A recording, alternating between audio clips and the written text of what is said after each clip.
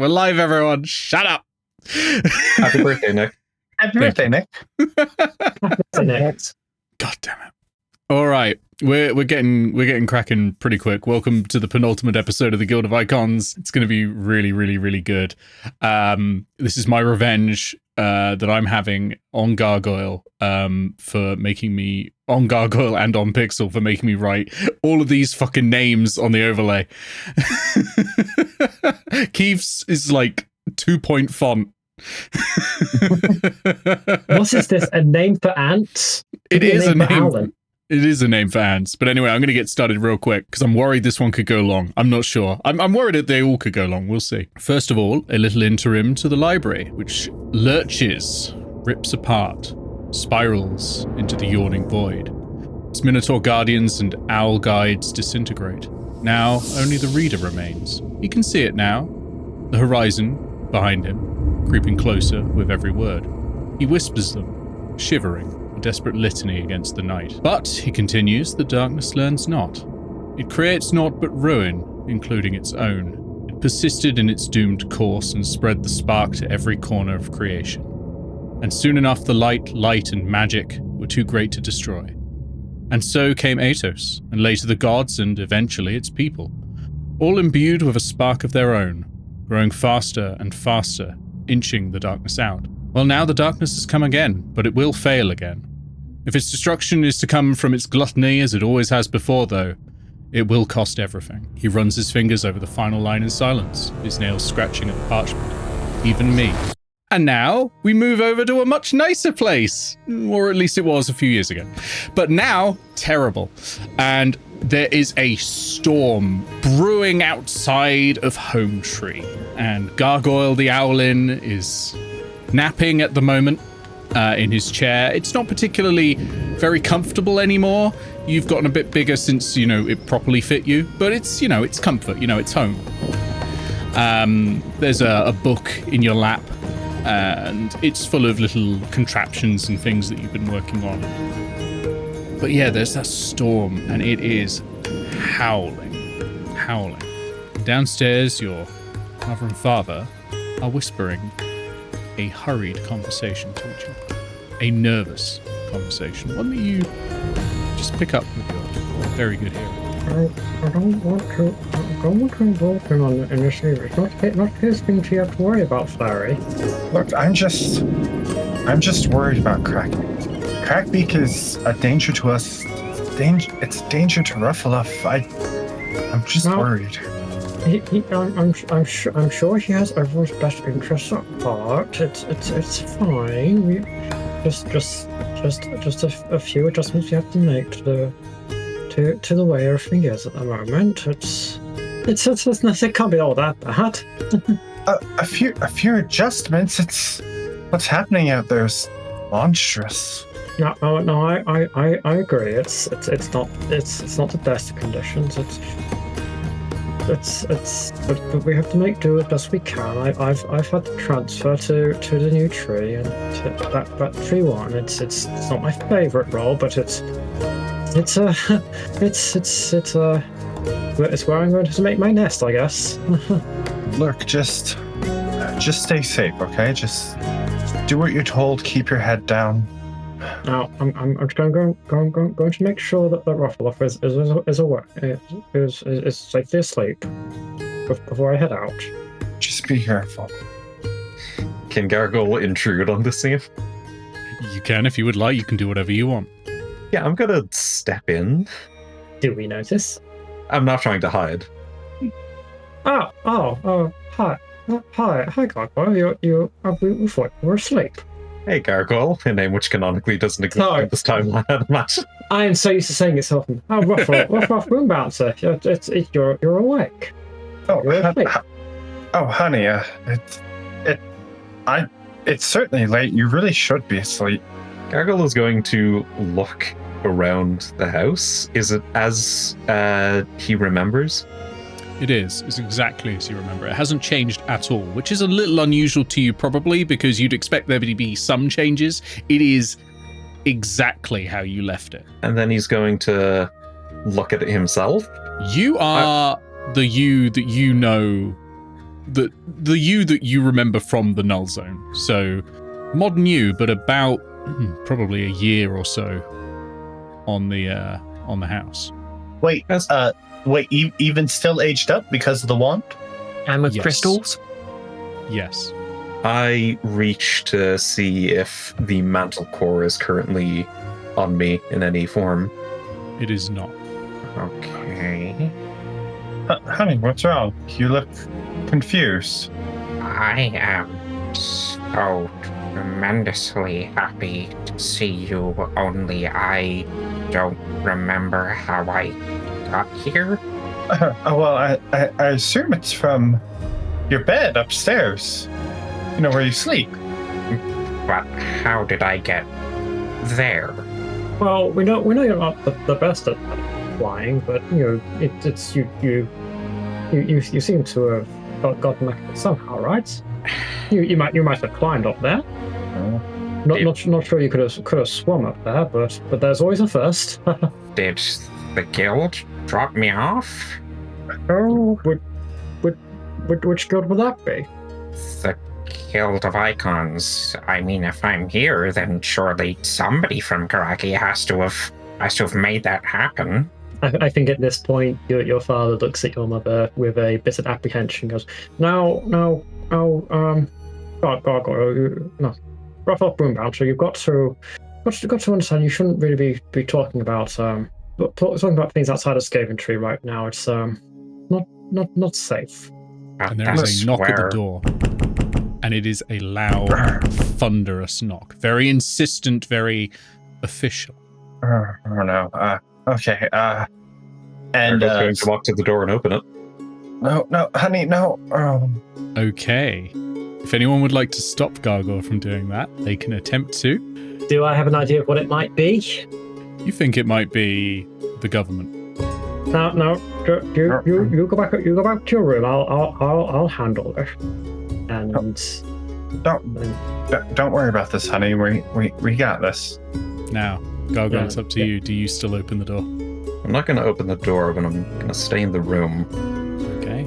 Stout Spine Blossom Watcher, you go over to the door and you open it. And there are two figures there. One is they're both Owlin. One is a slim, I suppose quite stern looking Owlin, and you recognize her as Dr. Tawnywing Longstare, Gargoyle's former therapist. You don't you don't know them personally from your work in Directive Tree 1 recently. You've only arrived there in the last 2 weeks. But you have you know of the reputation of the hulking Owlin stood behind her. And that is... I've got the name somewhere. I've got a list of Owlin names for when I need it. Yes, it's the hulking Owlin from Marvel Cinematic Universe. That is Black Claw Stomp Smasher. And you know, Stout Spine Blossom Watcher, that this is Scaventree's enforcer, essentially, head of the secret police. And to what do we have the pleasure of welcoming such luminary government officials? Thank you, Stout Spine. We thought we'd come in. It's about Ruffleoff Bloombound, so you understand. Look over at Larry. I am.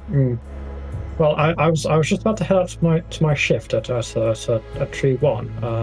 Is this one of these things that can be handled better at the post instead, or? We'll handle that here for now, if you don't mind. Don't worry, we'll let them know why you're late.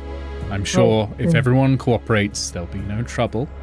And all of this while, Blackclaw Stomp Smasher is just staring at you, as if he wants you to make trouble. Of course, there will be no trouble at all. No trouble at all. Yes. So, Get back in. what happened in the null zone? Shh, quiet. She steps in, and Blackclaw Stomp Smasher follows, and she sees Gargoyle and says, Ruffleoff, are you feeling better now? A little more connected to nature? Honestly, I'm feeling kind of disconnected from everything that's going on. I don't know how I got here. That's understandable. It's been a tumultuous few weeks. Weeks? How long was I out? That's not that important anyway. We have to ask, how are your studies?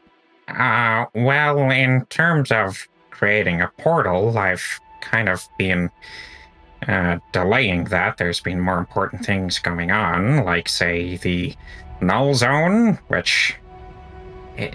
Is it still up? Were the guild able to get rid of it? That's not important right now. I want to know the gadgetry that you've been working on.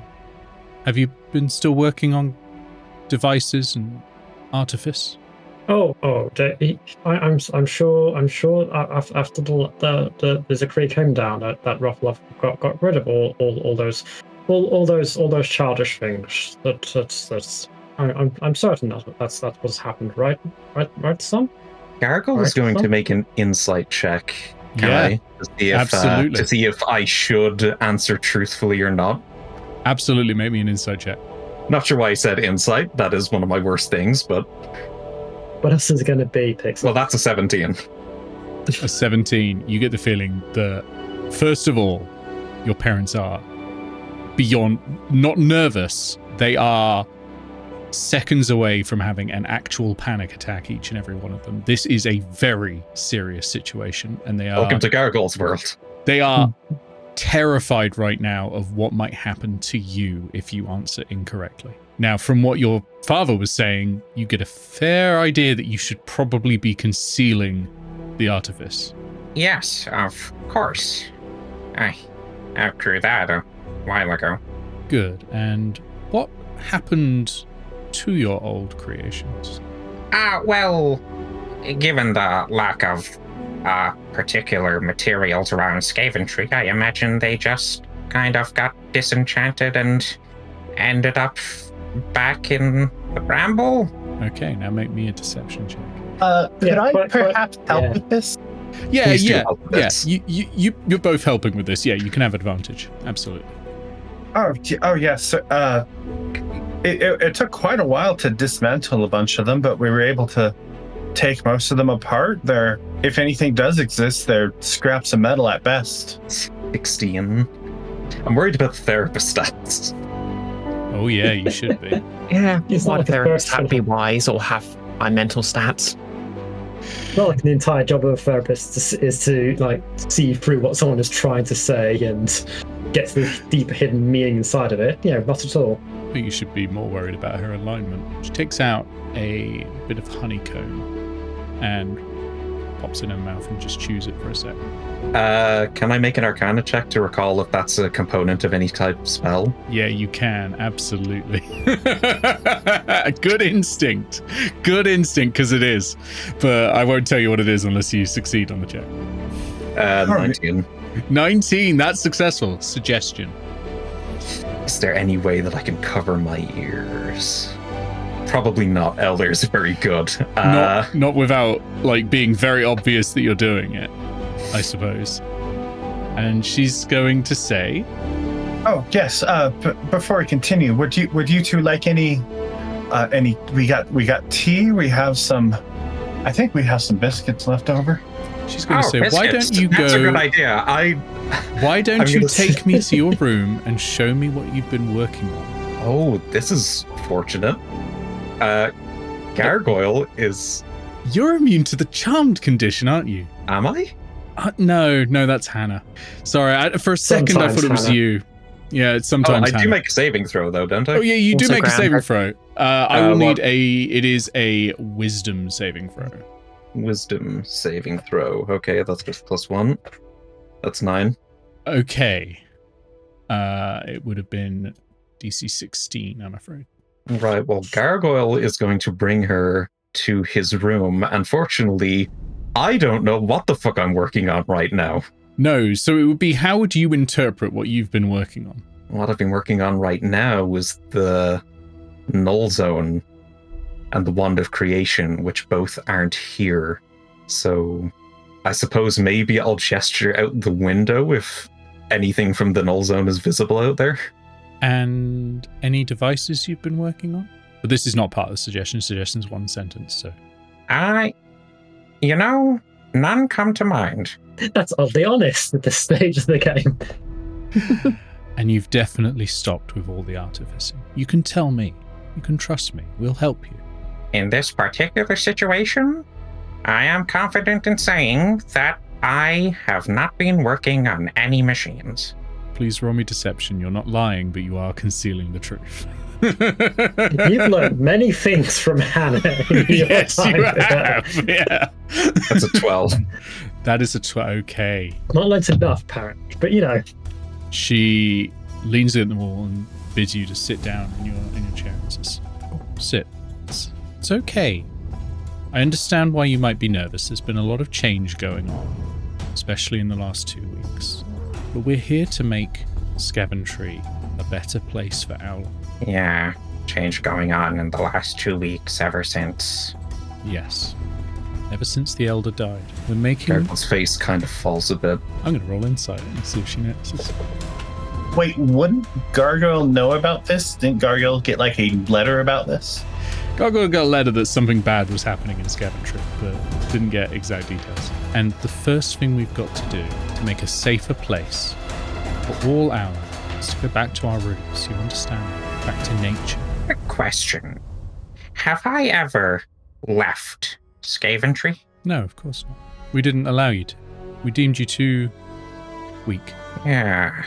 You'd be torn apart out there. You know that, don't you? Now the pieces are starting to come together, and Gargoyle is going to don his armor in one action Oh, and two thunder gauntlets. Okay, We haven't even yes! got Bree here yet, and you're making us roll initiative. Roll initiative. I will say, Bree, your current position right now, because you never really Ambergleam Leaffall Leap never gave up on watching over Gargoyle. You are currently on a nearby tree with your sights trained on Gargoyle's therapist. Okay. Roll initiative. All right. 21. Woo! Natural 20 on the initiative for the therapist. Okay, so I rolled a 17 for a total of 25. Not bad. Nice. I rolled an 8 for a total of 15. I rolled a 19 for a total of 23. Oh, and so just setting, we are just in like a small one major living room. It's Yeah, you're in a nighttime. sort of classic sitcom combination living room and dining area. Just inside where a the tree. entrance is. So, Yeah, inside yeah. a tree. Yeah, it's inside a tree, circular, if fair that way up. helps. Yeah, Yeah, fair way up. Yeah, circular. Yeah, so we're inside the holdout part of a tree. We're fair way up. It's nighttime. Yeah, stairs kind of spiral, hugging the wall to maximize space. And because it's nighttime, we're all just looking around and like presume there's a light on.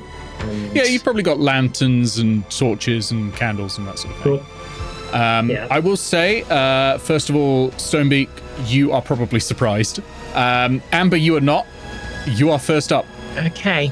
So I think what Amber's going to do is, seeing that things are getting a bit worrying in Gargoyle's room, or, well, Gloombat's room, I think she's going to go to the door and basically fly down to the door and knock on it. Sorry, point of order for Nick there. Eao said alert feet. Oh yeah, alert. Yeah. You're not surprised. Good point. Oh, cool. You That's can't the be whole point of that surprised. feat. That's the alert fee. So you get to go first. You were waiting. Yeah. Well, sorry. We'll go back to you. Sorry for cutting you off there. But that's the No. whole Very of good that point. feat. This is one of the very few times this particular rule interaction has ever come up. I think Has the strike already happened? the strike won't Not happen yet. until Ruffluff's go. You are currently downstairs though, and you're sort of you're in this breakfast dining room sort of situation. Black Claw is just stood there staring at you. He's not made any conversation at all. I need to clarify. I might look like I'm shivering. It's because it's cold. It is cold. Yeah. Black Claw, was it? Would you like something to drink? Some tea? We have biscuits, I think. You get a feeling that there is just this pent-up, latent rage simmering under the surface. How's it like working for our supreme beneficent overlord? He just turns and stares at you. That good, huh? Is that your turn? Look, This is a response to all pleasurable interactions. Yep. You can always delay if you want. Yeah, you could ready an action if you want. yeah, no, I think that will be her turn. That will outright be her turn. Okay, She doesn't expect anything to be happening right now. that's fair. That's fair. Okay, Amber. So where you're starting with, you have got eyes on the therapist right now from your position. There is a little sort of circular window in the tree bark that you can see through. Used to be a branch, but they kind of cut it off, put in a nice glass pane. You could go through that if you wanted to, but you can go through the front door if you'd like. Yep. I think she's got a very specific plan. Okay. Okay.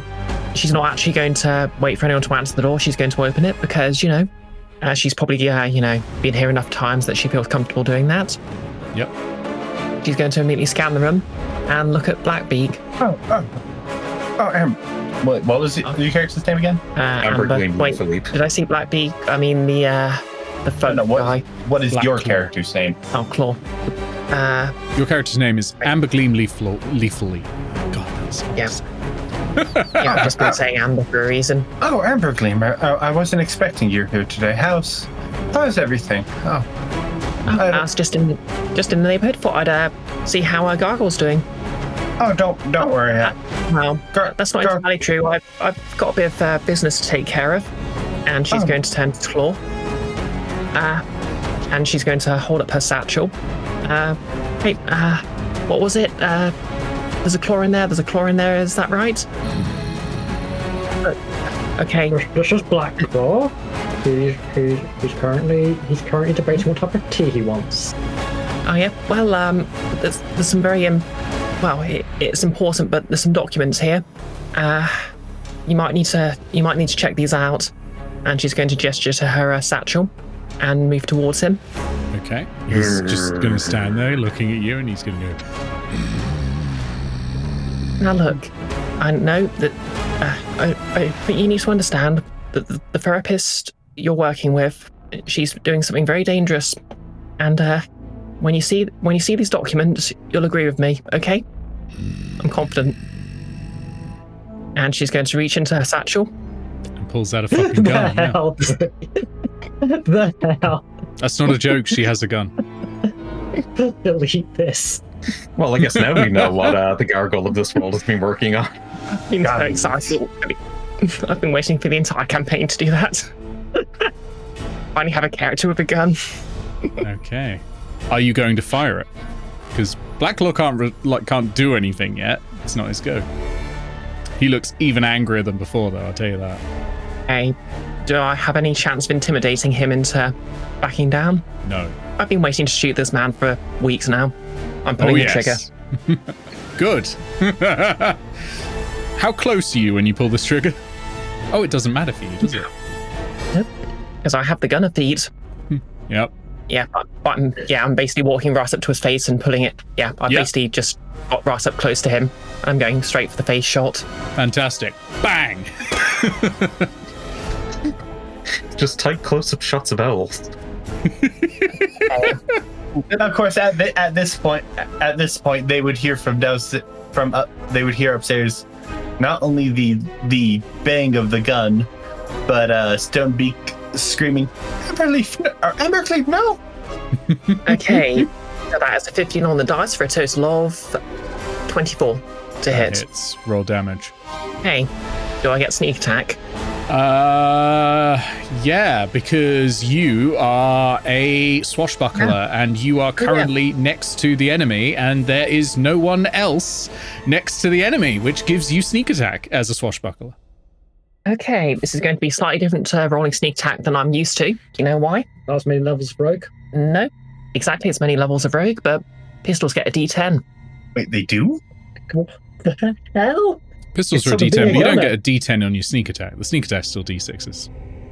Yeah, the sneak attack's still D6s. Okay, that's it more is- reasonable. At most, adding 4 extra damage. Potentially. Respectively. Yeah. Okay, so let's see. Got my D10. Oh, that's not bad. For the purposes of movement, by the way, I'm going to say it's about 20 feet to get upstairs to Gargoyle's room. 26 points of piercing damage. All right. Blacklaw does not respond, apart from going. Right. That's good. We sure that he just isn't the unyielding mantle in this? He world? has taken damage, to be clear, but he is just as response. Is it just like a Looney Tunes situation where he's just got a bit of soot on his face now? Yeah, exactly.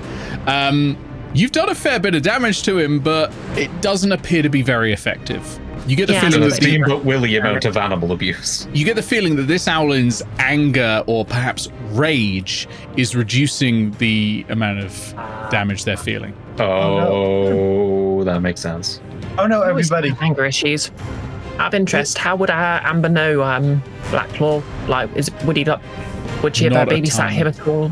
Or, No, probably would- knows about the same amount as Stout Spine, in that it's just sort of his reputation precedes him. Well, I see you did not like my documentation, but bonus action disengage by. You don't have to. You don't have to bonus action disengage. You're a swashbuckler. Oh yeah, I just shot him. Yeah, if you attack someone, you can just leave.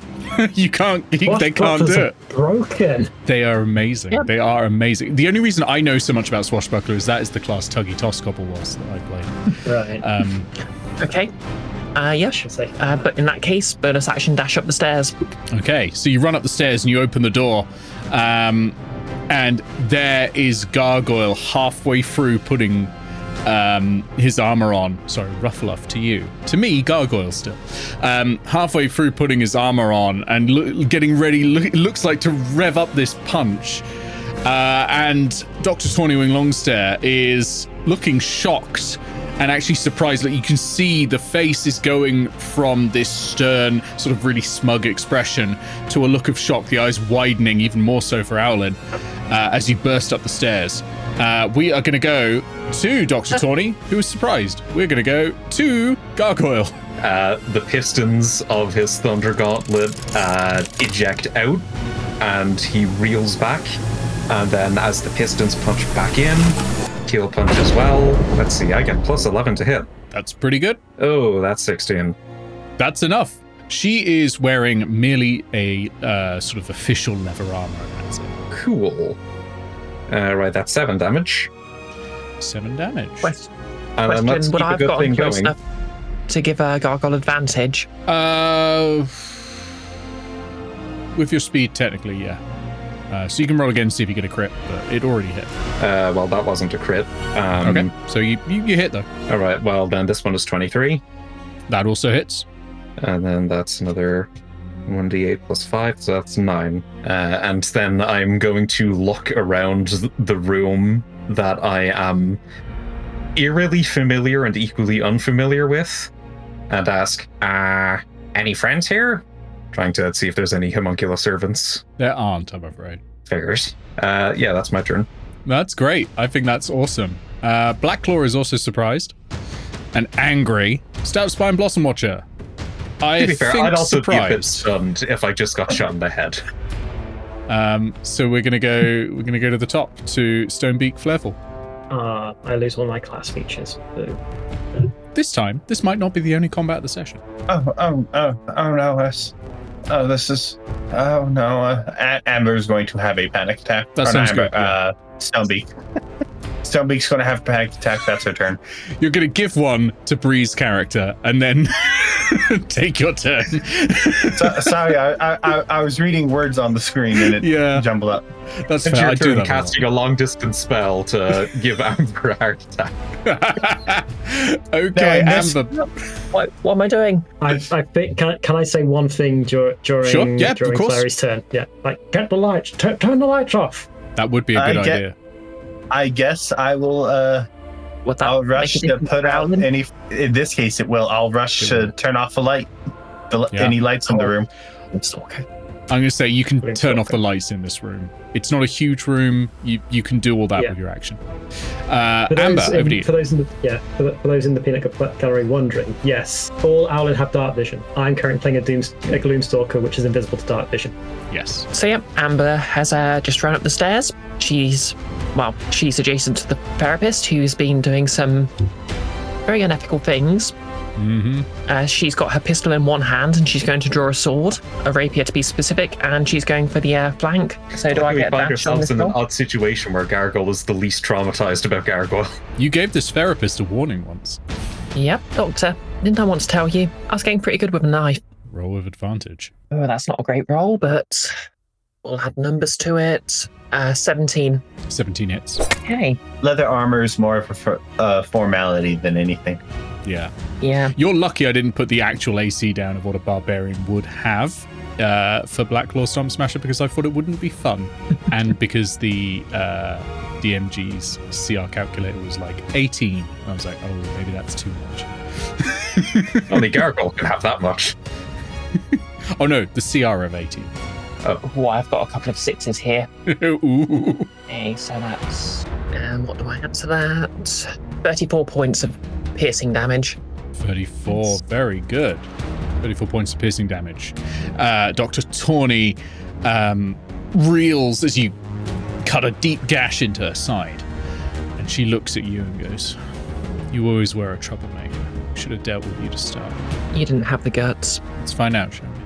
I can see him. You don't. Anything else? It is her go next. Okay.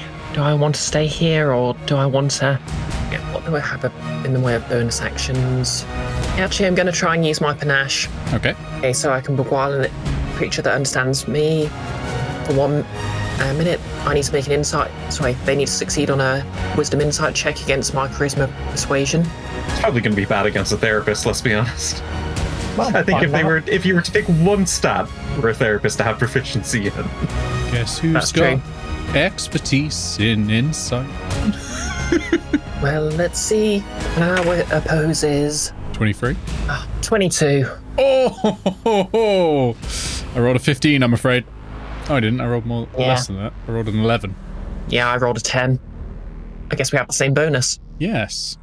So, it is Dr. Tawny's go then.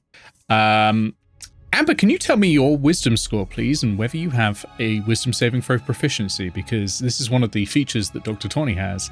She just knows. +1 and no. Excellent. Dear. Excellent. That's just rude. What happened to doctor-patient confidentiality? Shouldn't be abused like this. First of all, she's going to taunt Gargoyle. She says, ruffle off your stupid little toys. We're never going to amount to anything. You are useless and a waste of effort and energy and resources in this tree. You will never amount to anything. Can I have a charisma saving throw, please? My charisma. It's kind of like an upgraded version of... 17. Ooh. It's an upgraded version of Vicious Mockery, but you've passed the save. If you'd failed, you would have disadvantage on ability checks, attack rolls, and saving throws until the start of her next go. So, nice. And then the actual action. Amber, can you make me a wisdom save? Okay, this is not going to go well. Who knows, maybe that +1 on the 13. Don't do it, I'm afraid. You take some psychic damage. 13 psychic damage, and you must now make one attack using a cantrip, ranged weapon, or melee weapon against a target of Tawny's choice within your range. Now that would be Gargoyle. Please use the gun. It's an adventure game. Use gun on best friend. It's okay. I can take remember how This just excited I keeps was to happening pull to out to Bree's characters. Oh no, because Grounded has a sword, which means she's immune to being charmed right now. Which actually Yeah. worked in the... came up in the Winifred fight Yeah. when she picked it up. I put some real work into these stat blocks, I'll tell you that. Did you expect me to be trying to get rid of them immediately? I expected a fight here, yeah. Okay. I don't expect you to win it, but I expect a fight here. I'm going to send you a photo, Nick. Oh, did you nat 20 or did you nat 1? I really hope it's a nat 20. Please tell me you nat 20'd. Please tell me you critically hit Gargoyle with a gun and killed him. Please, please, please, please, please, In the VOD, please, splice this in, whatever it is. please tell me you did that. Please. It's not sending. You're just going to have to tell me. I could tell you. Yeah, you could, and then we could get on with the session. Yeah. No, Nick, it's a nat 1. Aw, that's a real shame. Oh well. It's I worth a guess the go. gun misfires or something. Yeah, the gun just misfires a bit. Of course, with the gunner feat, you don't have to reload or anything like that. You ignore the loading property. You're that fast with it, so you're able to fix it again. But yeah, it just doesn't go off. You just hear a click and nothing. Nevertheless, Amber still looks horrified. Yeah, that's Tawny's go. She's not feeling too good about how that went, but it could have gone better. It could have gone worse. Gargoyle, your go. Amber's just tried to shoot. Well, if the rough gloom bouncer of this world is anything like me, he is going to reel back his fist again, and instead of the pistons springing out, a little compartment is going to open up in the arm slot with some coils, and he's going to aim his fist and use lightning bolt on the therapist. Okay. Well, that's a dexterity saving throw, isn't it? It is against spell save. Very 17. high. Yes. It's okay, let's electroshock see. therapy, not electroshock the therapist. I'm afraid that's a natural 20. That's my second natural 20. That's half damage still. I'm feeling great. Yeah, it is still half damage, so that's still great. Half of 32 is 16. Okay, and that zap just goes. She dives to the side, but the electricity arcs and still catches her. It actually catches where she'd been stabbed and somewhat cauterizes the wound, but she hasn't healed. It's just that just happens to be what's happened. And is there room for me to use my movement to walk in between Amber and her? Yeah, you can do that. Yeah, I will do that. And She goes, I'm not gonna. Stupid child. I'm not gonna say anything. I'm just gonna look. Yeah. It is Black Claw's go. Black Claw is going to run up the stairs.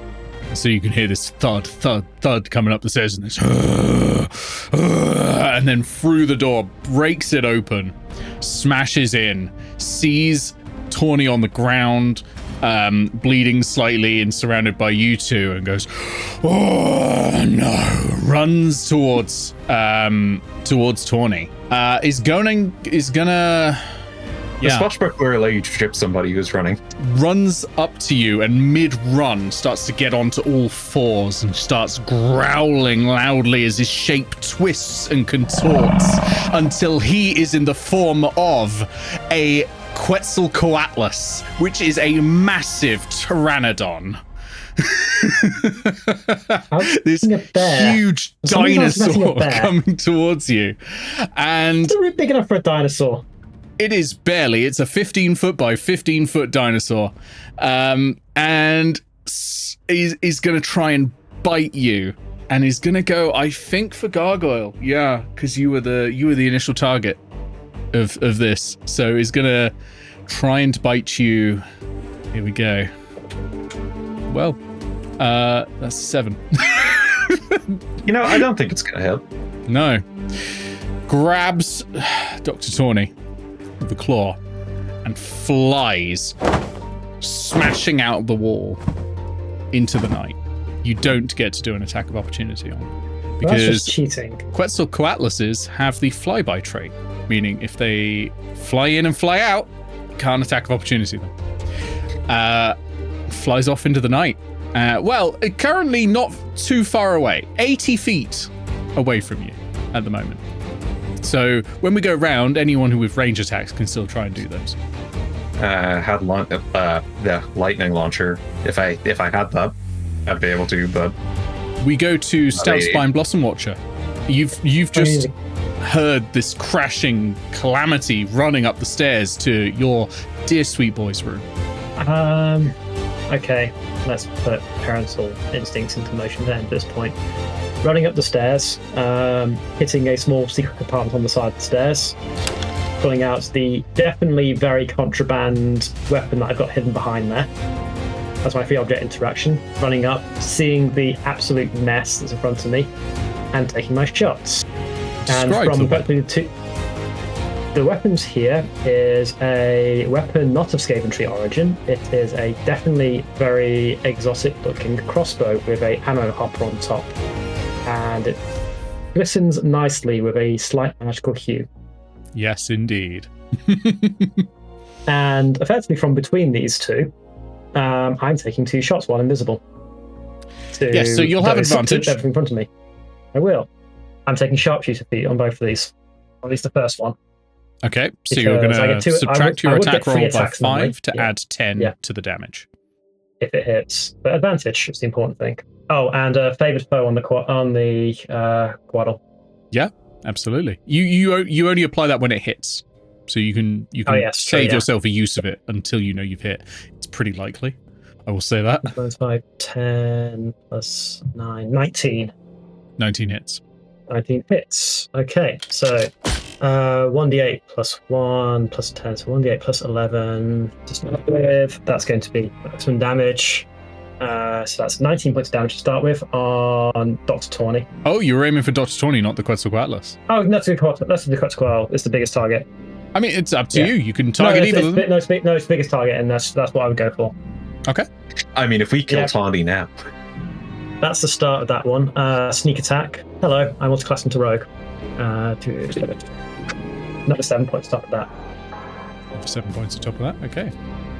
And then favored foe. Another 4. I'm concentrating on it. Yep. Second attack. Also sharpshooter. No. And definitely not. -5. That's 14. It is large, but I'm not sure if that's going to hit. Let me just double check. That hits. AC 13 in Quetzalcoatlus form. That's only 3 points damage though, because I can get to the tackle failed on this one. Okay. Oh, plus 10. Sorry. Yeah, that's fine. Just next to you, just hear 2 whoop noises that you can't see. Hitting and just 2 very, very sharp bolts just hit this thing. Yeah, it's off into the night. We can go over to Stonebeak Featherfall. Stonebeak is going to... She's currently racking her brain around this situation. She is wondering how they could get out of this safely. You know that if they get back to Directive Tree 1, it will be at most an hour before there are far too many people to fight off arriving at your doorstep. An hour to hide. How far can we get from here within an hour? And that'll be her turn. Okay, second panic attack action. Nice, classic. We go to Amber. Okay, Amber's not going to hesitate here. The therapist just tried to make her shoot Gargoyle. Ruffle off the Bloom Bouncer. Let's see, the pistol has a normal range of 30 feet and a maximum range of 90. So I think she's going to take the steady aim action to offset that. Okay, that is a 19 to hit. What are you aiming at? Which one? Probably the therapist. Okay. Specifically. 19 hits. Obviously, you don't get sneak attack because you weren't at advantage. Yeah. That is 12 points of piercing damage. With that. 12 points of piercing damage. Shut up, Fix. You shoot into the night. You're not 100% sure if you even hit, but you shoot in the night. 80 feet away, it is a storm outside. You're not going to be able to see, but you shot anyway. Like, it was a big target. You got to hit something. I will say, because it's nice for players to know, Dr. Tawny is bloodied now. It has been carried out under the claws, so presumably you've just shot her in the leg or the ass or something like that, given the position she'd have been in under there. But yeah, she's not having a great day. Okay, it is Tawny's go. Tawny is going to not really do anything. 10 tips how to make your therapist butt hurt. Gargoyle, have you got anything? I've got nothing that's going to work at this range. Fair enough.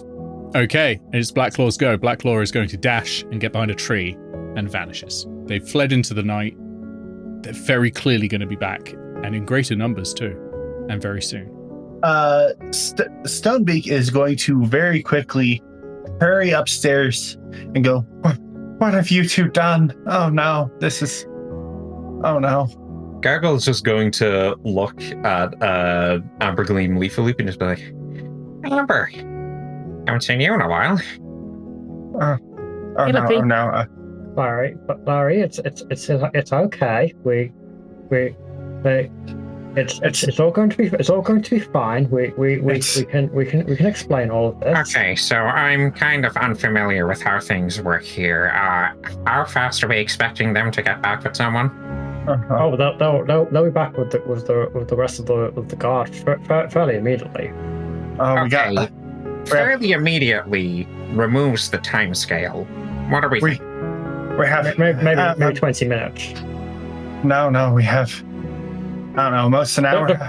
Depending on whether they raise it to be a dangerous threat or not.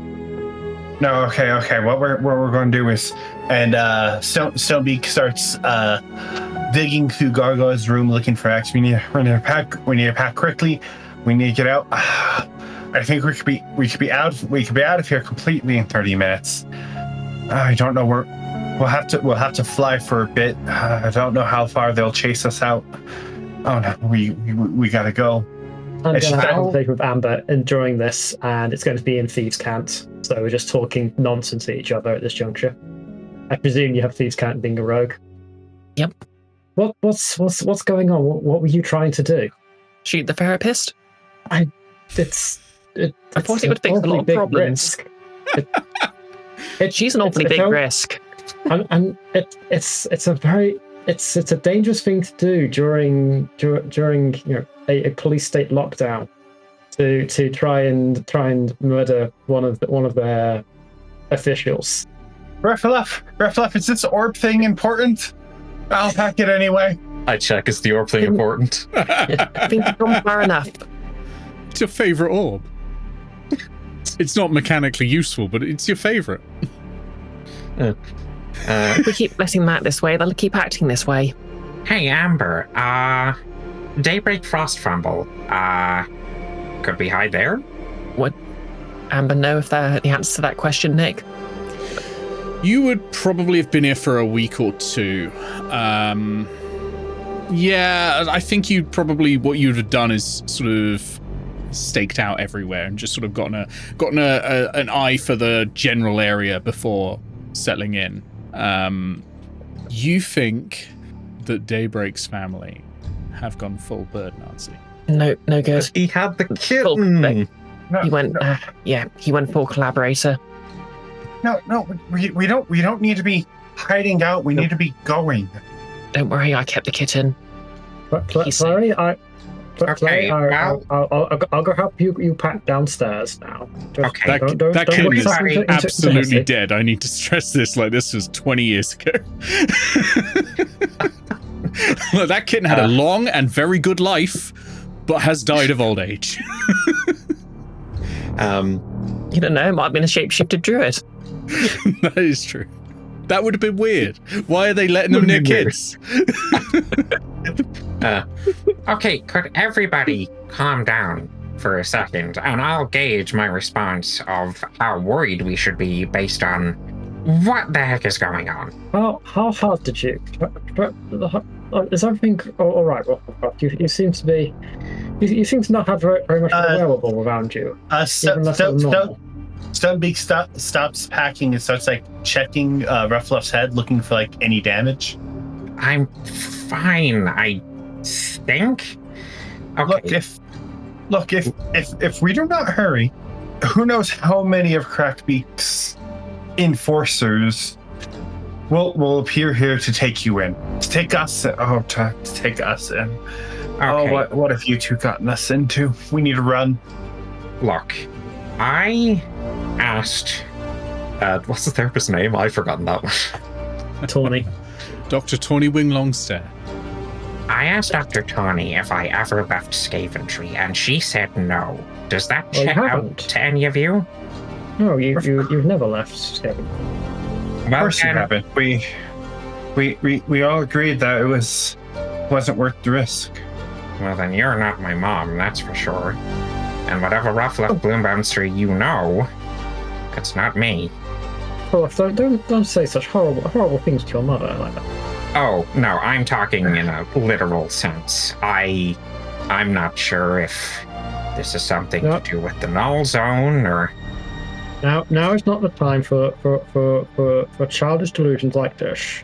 Your mother's right. We have to get organized and find our way out of this horrible situation that we're in. Okay, so what forces are we thinking of? What assets do they have as an army? All of us. You really don't know, do you? They have all of Skaventree behind them. Okay, all of Skaventree, but in terms of, say, Beholder? What? Any dragons? Refluff, there's nothing like that here in Skaventree. It was peaceful. Amber, you're more than welcome to come along with us. We need to run. Yeah. So, Would Amber know somewhere that might be safe? No, not hide, run. Like, get out of Skaventree. I mean, that was a question to the DM, but... Oh, sorry. You could probably find a hide if you needed to. It's kind of the thing that you've made a habit of doing. You definitely, with Stout Spine's assistance as well. Stout Spine is a ranger. It's the kind of thing they do. Somewhere we can hold out. There's probably somewhere around here we can hold out. I mean, it's a place I haven't felt like home for a while now. It's not really any different to when I've been traveling. Gargle is still just thinking to himself, like, And they don't have knolls or like dangerous computer programs or... Honey, please stop with the daydreams. Can you help us with packing? Gargle will help with packing. I presume I've had like a bug-out bag ready for this type of contingency. You would have started since the Elder fell. You probably would have had something. Yeah. Assuming Amber's got everything she's got already on her. You don't have a home anymore. Yeah. True. No, you came back to find your home in flames. So the only thing you've got left is Gargoyle as your family. Yeah, you've been ready to go ever since. You've just been waiting, really, for the right moment. Preparing for the right moment. Stonebeak, in the middle of her packing, she stops and she looks up and goes, "It really is a shame to lose a home like this. Not just this home, but Skaventree." Yeah, well... She's in a better state than mine. I've had 4 years to get used to that feeling. Or, never mind. Can Amber do an insight check to see if see if Ruffleluff's got that sort of adventurous stare? Okay. Yes, the adventuring look. Yeah, insight, Yeah. the 30-foot stare. Yeah. Yeah. The look of someone who's spent too much time in the same room as a murder hobo. Perhaps in a few years, someone will have dealt with Crackbeak and we maybe return home. Why don't we deal with it? It's not enough, I'm afraid. Honey, Crackbeak has everyone behind him. Fighting is dangerous. What would happen if you got hurt? What would happen if we lost you? What would happen if you did nothing? This. What would happen is you'd be alive. Well, if a dragon couldn't kill me, then an owlin probably won't. Honey, please. For these past weeks, I've done my best. I've kept my head down. I've done what I've told. Everything to keep you safe. If we fight now, it's very likely we'll just die. Are we taking a watch at this juncture just to see who's approaching us? So Gargle still has the crystals on him?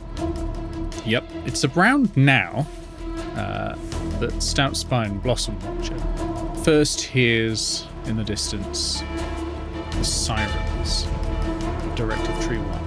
Oh, that's a familiar noise, unfortunately. We have to be going now. Okay, quick question. How did I get these? Gargle points to the crystals around his body. You three don't That's see any question for the end. crystals. He's pointing at his feathers. Your wings. You've had them since you became a, I don't know what the name for a young owl is. Sorry, Fledgling? I should have done research. Yeah, Chick? since you were a chick. Okay, so I'm assuming that none of you can see the luminous glowing crystals all over my body. Honey, what is going on with you today? Okay, never mind. You okay? We should get going. Maybe the therapist had a point. I know my gun misfired, but you didn't get hit by a wadding or anything, did you? I start shouting everyone out of the house. Of course not. I've got a vague idea how everyone at this directory is going to work since I work for them. Yes, you know that this is a siren that is essentially the war footing for the thugs that enforce order now in Skaventree. Right, so we vacate to a different area? Yeah, Stonebeak puts on her bag, grabs some other things.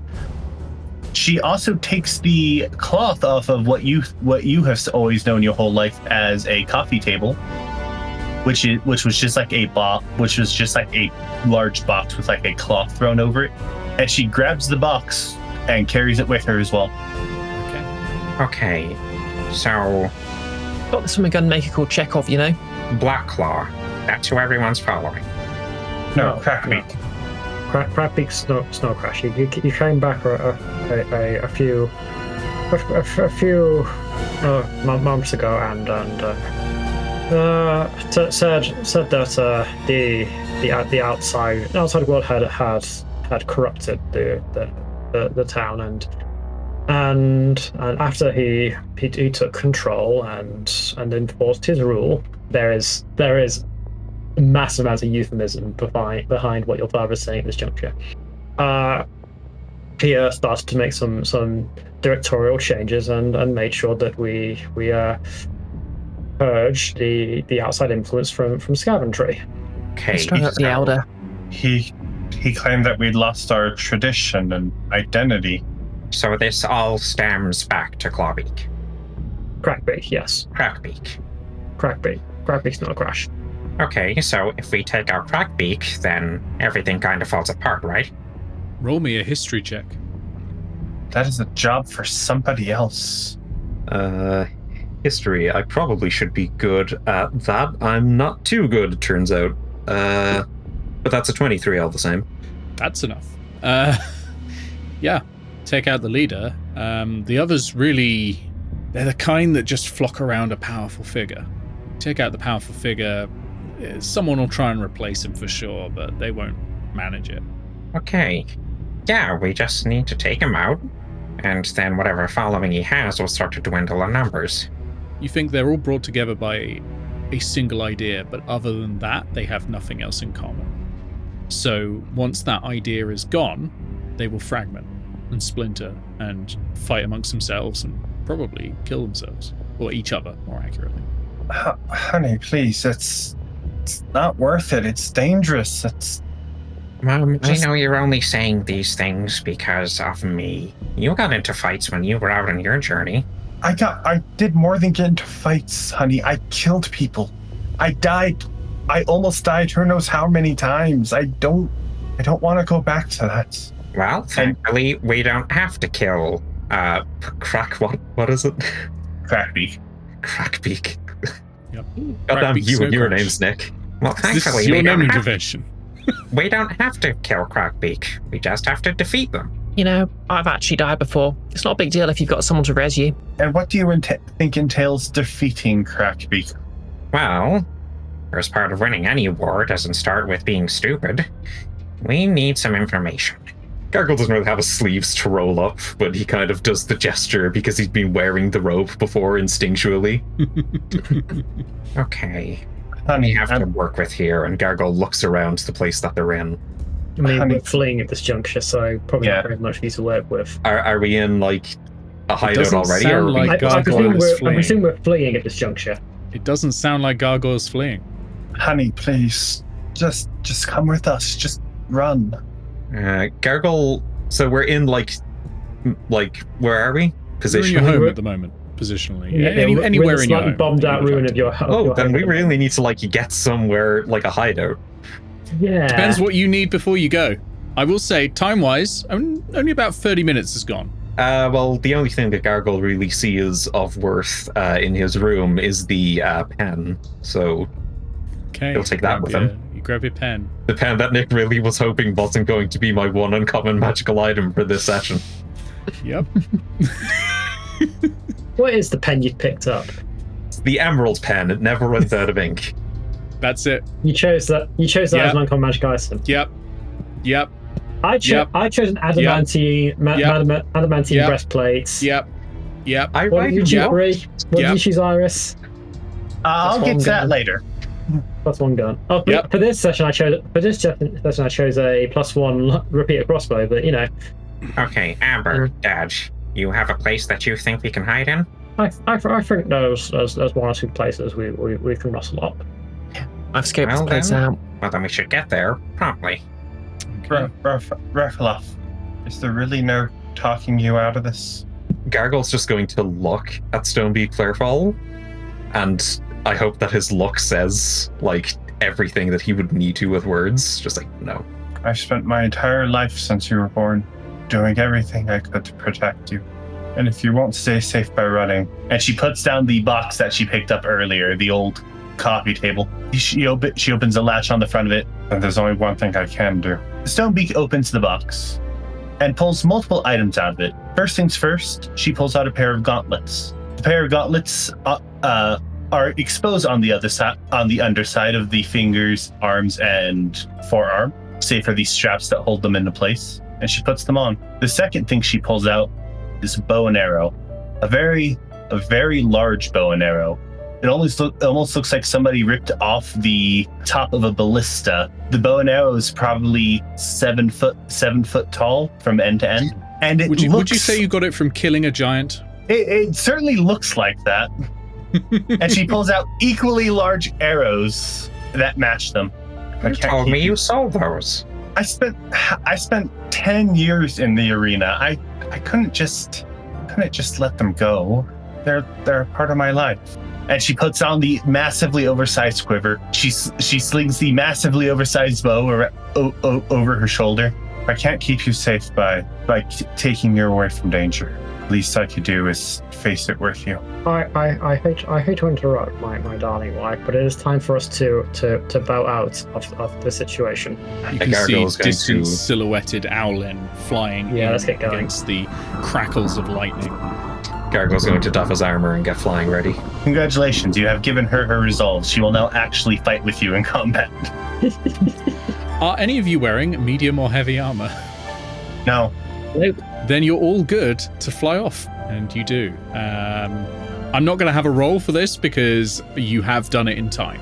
If you'd been any closer, I would have needed a stealth check to get out of there. But you are able to get out. You slip off into the night, and thanks to Stout Spine and Ambergleam's expert abilities to navigate quietly, and especially Stout Spine's knowledge of the local area and the sort of the more distant area, because rangers, they go out from Skaventree for a while and keep an eye out at various lookout posts and lookout trees and relay messages back and that sort of thing.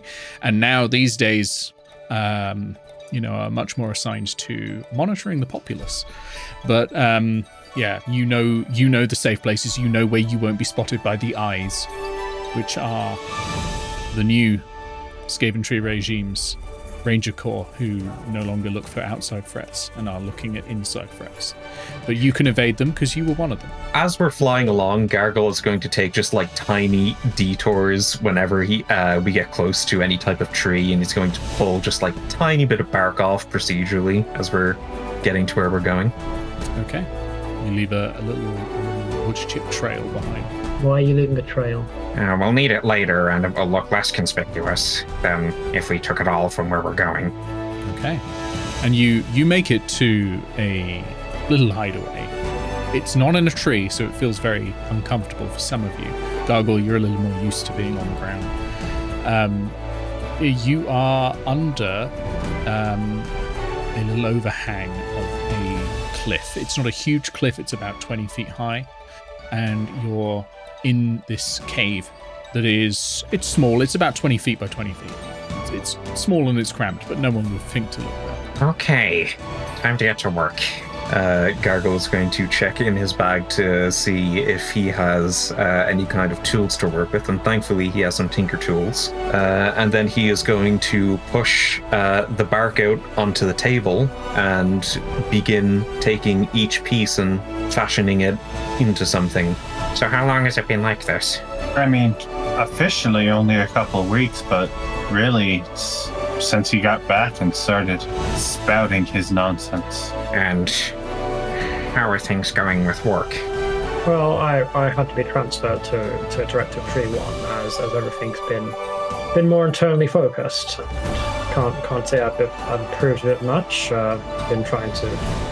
Been trying to forestall this as much as possible, but there's only so much that one Alan can do. And Amber, have you been here ever since you came back from your journey? Few weeks. My house burnt down. You're basically the closest thing I've got left to family now. I don't know how real any of this is in general or just to me, but I am sorry for everything you've lost. And It's been an unreal situation for us all. It really is hard to process. Gargle sheaths his tools. I was like, Okay, body is ready. Does anyone have any kind of gem? It doesn't need to be too valuable, just enough to get this going. Would a rogue have pilfered a gem at some point, Nick? Yeah. Turns out that Okay. orb is just one big emerald. Gargle gets PTSD flashback. Gargle sets the gem into the body that he has made, places a chunk of wood over it, some bark, and begins to fuse it to the other wood. I think it's done. Gargle has made a homunculus servant. This is made of bark, and it has been made in the shape of a spider, but with a lot of bark over the top of it, so that it can, nestle in and just make the components disappear. So Hey, cute. guy. Your name is Spider. With a Y. It's a pun. And then he takes out the journal. Funny, that is a terrible name. He takes out the What? journal. I think it's fantastic. Why not That- something like long-legged tree bark? There you go. That's a proper Alan name. He takes out the journal that he had at the beginning and rips out a few empty pages, and then gives the pen to Spider. And it's like, Your job is going to be to write down what you hear. And you're going to use the spell in this pen to make it look like you're writing nonsense. Do you understand? It nods. Okay. Dad, you work in Directive Tree 1. Do you know where anything important information-wise might be being talked about? I presume I do. Yeah. Do I, Mr. GM? Yes, you would. You know that Directive Tree 1 is the largest tree in Skaventree.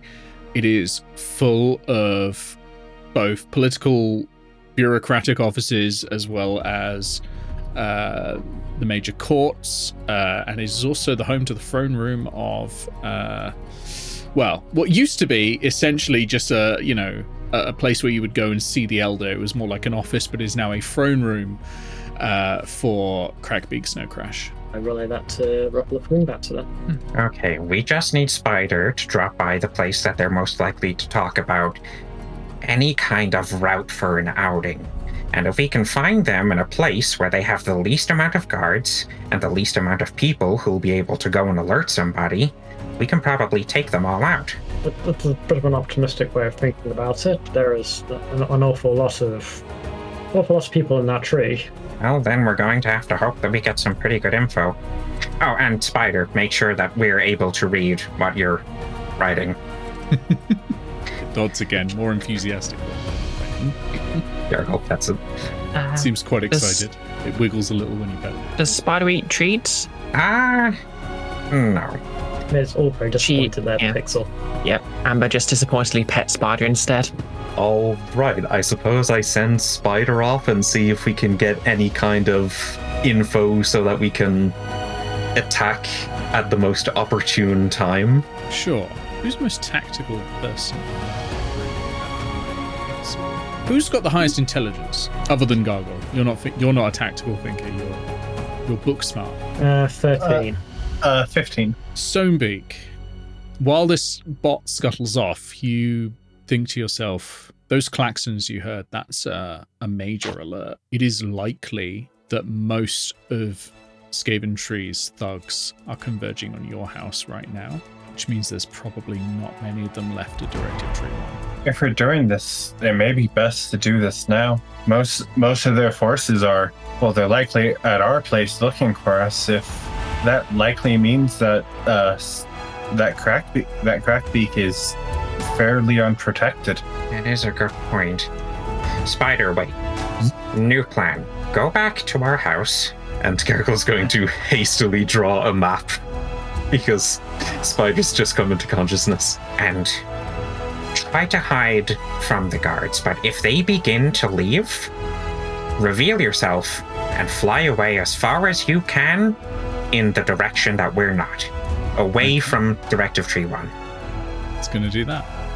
It wiggles at you and then scuttles off. I am so sorry. I will write a note to remind the gargoyle of this world, if there is one, to rebuild you later. It turns around again like, tilts its head sideways like it doesn't quite understand what you just meant by that. Gargle quickly takes the pen and writes the note to put in. Okay, Pocket. Amber knows how Wiggles Gargoyle off. thinks. Could she actually make sense of any of that? Yeah, I think you could. I don't think I need a check for that. I think you'd understand mostly what he just said there, and by trying to understand what's going on there, I think, yeah, go ahead actually. Roll me insight. It's going to be a high DC because what you're hearing just doesn't sound sensible. It sounds nonsense. Hey, luckily I've got expertise in this, so Nat 1. It can happen twice. natural 20 Natural 20. for a total of, if it matters, No, it's 29. if you've got expertise in it and a natural 20, I'm pretty sure I don't need the total. you sort of see the sort of formulae in front of your eyes, and then suddenly all converges. Plane shift. What if there's a version that takes you between universes? So you're saying you were plane shifted from another timeline where this never happened? You know, I haven't had much time to think on it since this only happened a few minutes ago, but that is a working theory. You also get the horrifying feeling that you now don't know what's happened to the gargoyle you know. Wait, but if you plane shifted into this world, what happened to the gargoyle of this world? Gargoyle, you're Wait, pretty are sure you it's the- Ripperoonie. Absolutely fucking dead. Definitely dead in that null zone. No way. No way that one survived. Are you the same gargoyle, or If Gargoyle... Well, back in my world, it was called Gargoyle. Yeah, let's Same do many that. people. Make life a little easier for everyone. No, So you're maybe technically you- a boom bouncer. actually, Maybe you should wait, call me Lucky, that how do you while get I'm... called gargoyle? Okay, so I got caught up with a beholder, and then I went to a secret magical school. I didn't want to go, but I was with the beholder, and the beholder made the decision, and while I was at the secret magical school, I had a lot of time to study because I wasn't allowed to be a student, so I became a maintenance worker, and I spent most of my free time around the library, but not in the library, just around the natural library, and I spent a lot of my time reading on top of rooftops and bookcases, and so a lot of people saw me, and because my feathers are gray and I have the wings, they said that I look like a gargoyle, and so people just started calling me Gargoyle because I didn't really talk to people, because people really just talked about me, not with me. Anyway, Stonebeak What's a beholder? Stonebeak leans over to her husband and whispers, I know the therapist is evil, but these dreams, She might have a point, yes. What is a beholder? these dreams of his, they must mean something. It's Anyway. like a giant angry eye. It's while I'm acting like that's this, not what's working.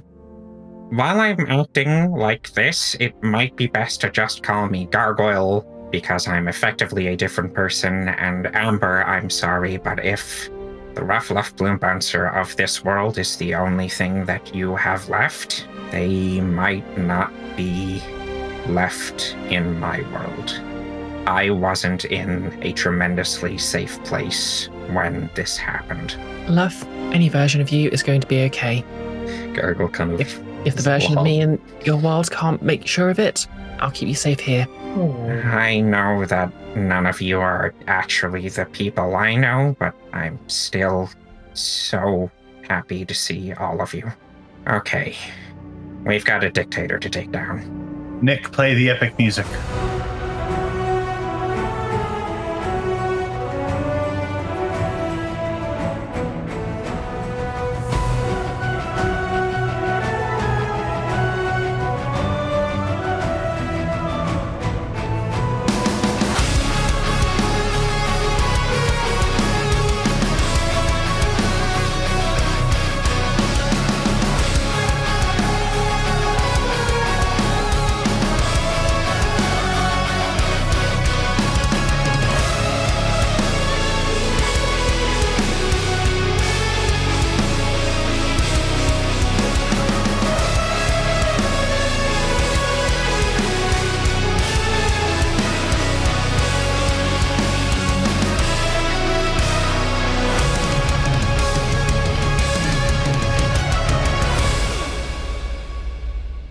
cut forward to your approach on Directive Tree 1. You're about, let's say, 100, 200 feet out. You're far enough away that you don't think you're going to be spotted. It's dark, it's stormy. People inside are in well-lit rooms. You can see the light coming out those little windows, a little bit like ones you had. And it's going all the way up the tree. It's dotted with these little circles of light that show that, yeah, this tree is busy. Like, there are a lot of people still here. It's the middle of the night, it's stormy, but people are still working hard. What they're working on, though, is probably a little more unsavory. There is a massive entrance about halfway up the tree. It is a dome sort of shape carving in it that people fly in and out. That's the sort of main entrance. There you can see a large owlin watching out into the night. Now, you're confident he cannot have seen you, especially you, Stout Spine. But at the same time, it's a little unsettling. It is, of course, Blacklaw Storm Smasher. Yeah, it being dark doesn't mean much when you're dealing with owls. Well, yeah. You're a fair distance out. Let's say you're 200 feet then, because you know you have a dark vision of 120 feet. But you're looking into a well-lit area, so you can see a bit further. Like, this is Stout Spine's bread and butter, right? And Amber Gleam Lethal Leaps. Like, this is the thing that they do. You're not going to struggle to get into the right position to be able to see things. So you can see that Blacklaw Storm Smasher is on this sort of entrance floor, but you can't see too much further in because there's this sort of huge central pillar of the tree. The entrance floor is sort of like a hollowed out ring of the tree, but with the core in the center to stop it dying. Doubtspine, you work there, so you know that there is a central spiral staircase up that core. You know that the floor above holds most of the records and also is sort of a scribe's office sort of area. I also assume there are ways in that, well, most of the ways in for people who can't fly have been closed off, presumably, because, there's no way in unless you can fly. Yeah. It's making Skaventree great again, but I'm assuming there are exits and entrances that are designed for people to leave without causing a fuss if they need to bring people in without being seen through the big main entrance. No. Yeah, it hasn't been really much of a secret police approach. It seems that everybody quite knows what's going on. Well, that's the thing about a secret police, is they're not very secret at all. Their strength is you fearing them.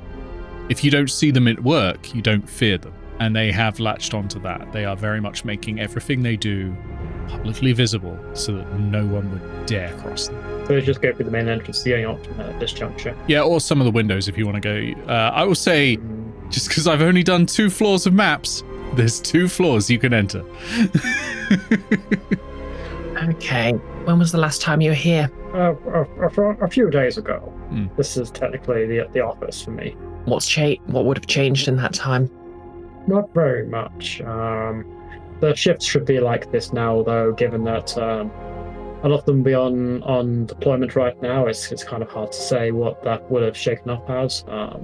I know that they have guards posted here and here and here. The windows tend not to be looked at too much on the clerk side of things, but then they're quite well patrolled. There are some holding cells here. The throne room is obviously right underneath the big main entrance. And I give people the main descriptions. I've got an idea. There's a few converted, what used to be guest quarters have been converted into holding cells. Are you thinking what I'm thinking? I think so, but where are we going to find a block of cheese this time? I was going to talk. I was going to talk to some squirrels and see if they'd infest the place and distract everyone while we snuck in. Oh, I was thinking that we could sneak in and go down to the holding cells and then release everybody to create a big distraction. There aren't any people in the holding cells. There tends to be a quite a fast prisoner turnover. Sure, could say it that way, yeah. I'm using euphemisms as I should be during this situation, because otherwise it gets too bloody grim. Okay, then, squirrel idea. We distract them on the first floor with the squirrels, and then we enter into the floor that we want to be at, hopefully without too much commotion. Okay. Nick, I have a question. Go on. Would there be any consequences to ritual casting? Yes. Okay, in that case, I'm going to expend my one use of speak with animals to cast it. Just cast it instead of wasting 10 minutes. And I'm going to look for some handy wildlife. I will reduce the number of thugs in the building because you're not wasting time. Yeah, okay. So give me a survival check. because you're looking for animals in a storm, and they do not come out easily in a storm. Can I help? My animal. Yeah, you can help. Yeah, you're a ranger. I could use help. I like to think that squirrels are like the rats of Skaventree. Okay, that's not terrible, but it's not great with my modifier. That is a 13. 13's not going to be enough. Not in a storm. Like, ordinarily there'd be tons of squirrels around, but it is so cold and wet and windy, and yeah, everything is just locked up tight, hibernating, essentially. It's not winter, but effectively they're battening down the hatches. Okay, no takers. I don't suppose it's... I'm going to assume if you haven't found a squirrel, then you don't burn the slot. No, yeah, you've not burnt the spell slot because Okay. you'd have to find one first, wouldn't you? Do the guards use like dogs or anything? Well, I assume Owlin wouldn't use dogs because they can't fly, but are there like guard animals? Eagles. Yeah. In this case, no. There are no guard animals here. Hey, I'm out of ideas. We need another distraction. Well, if we had some alchemist fire, I could probably put something together, but I think our biggest issue getting in is Blackclaw. Is Blackclaw standing somewhere, or is he like flying in the air?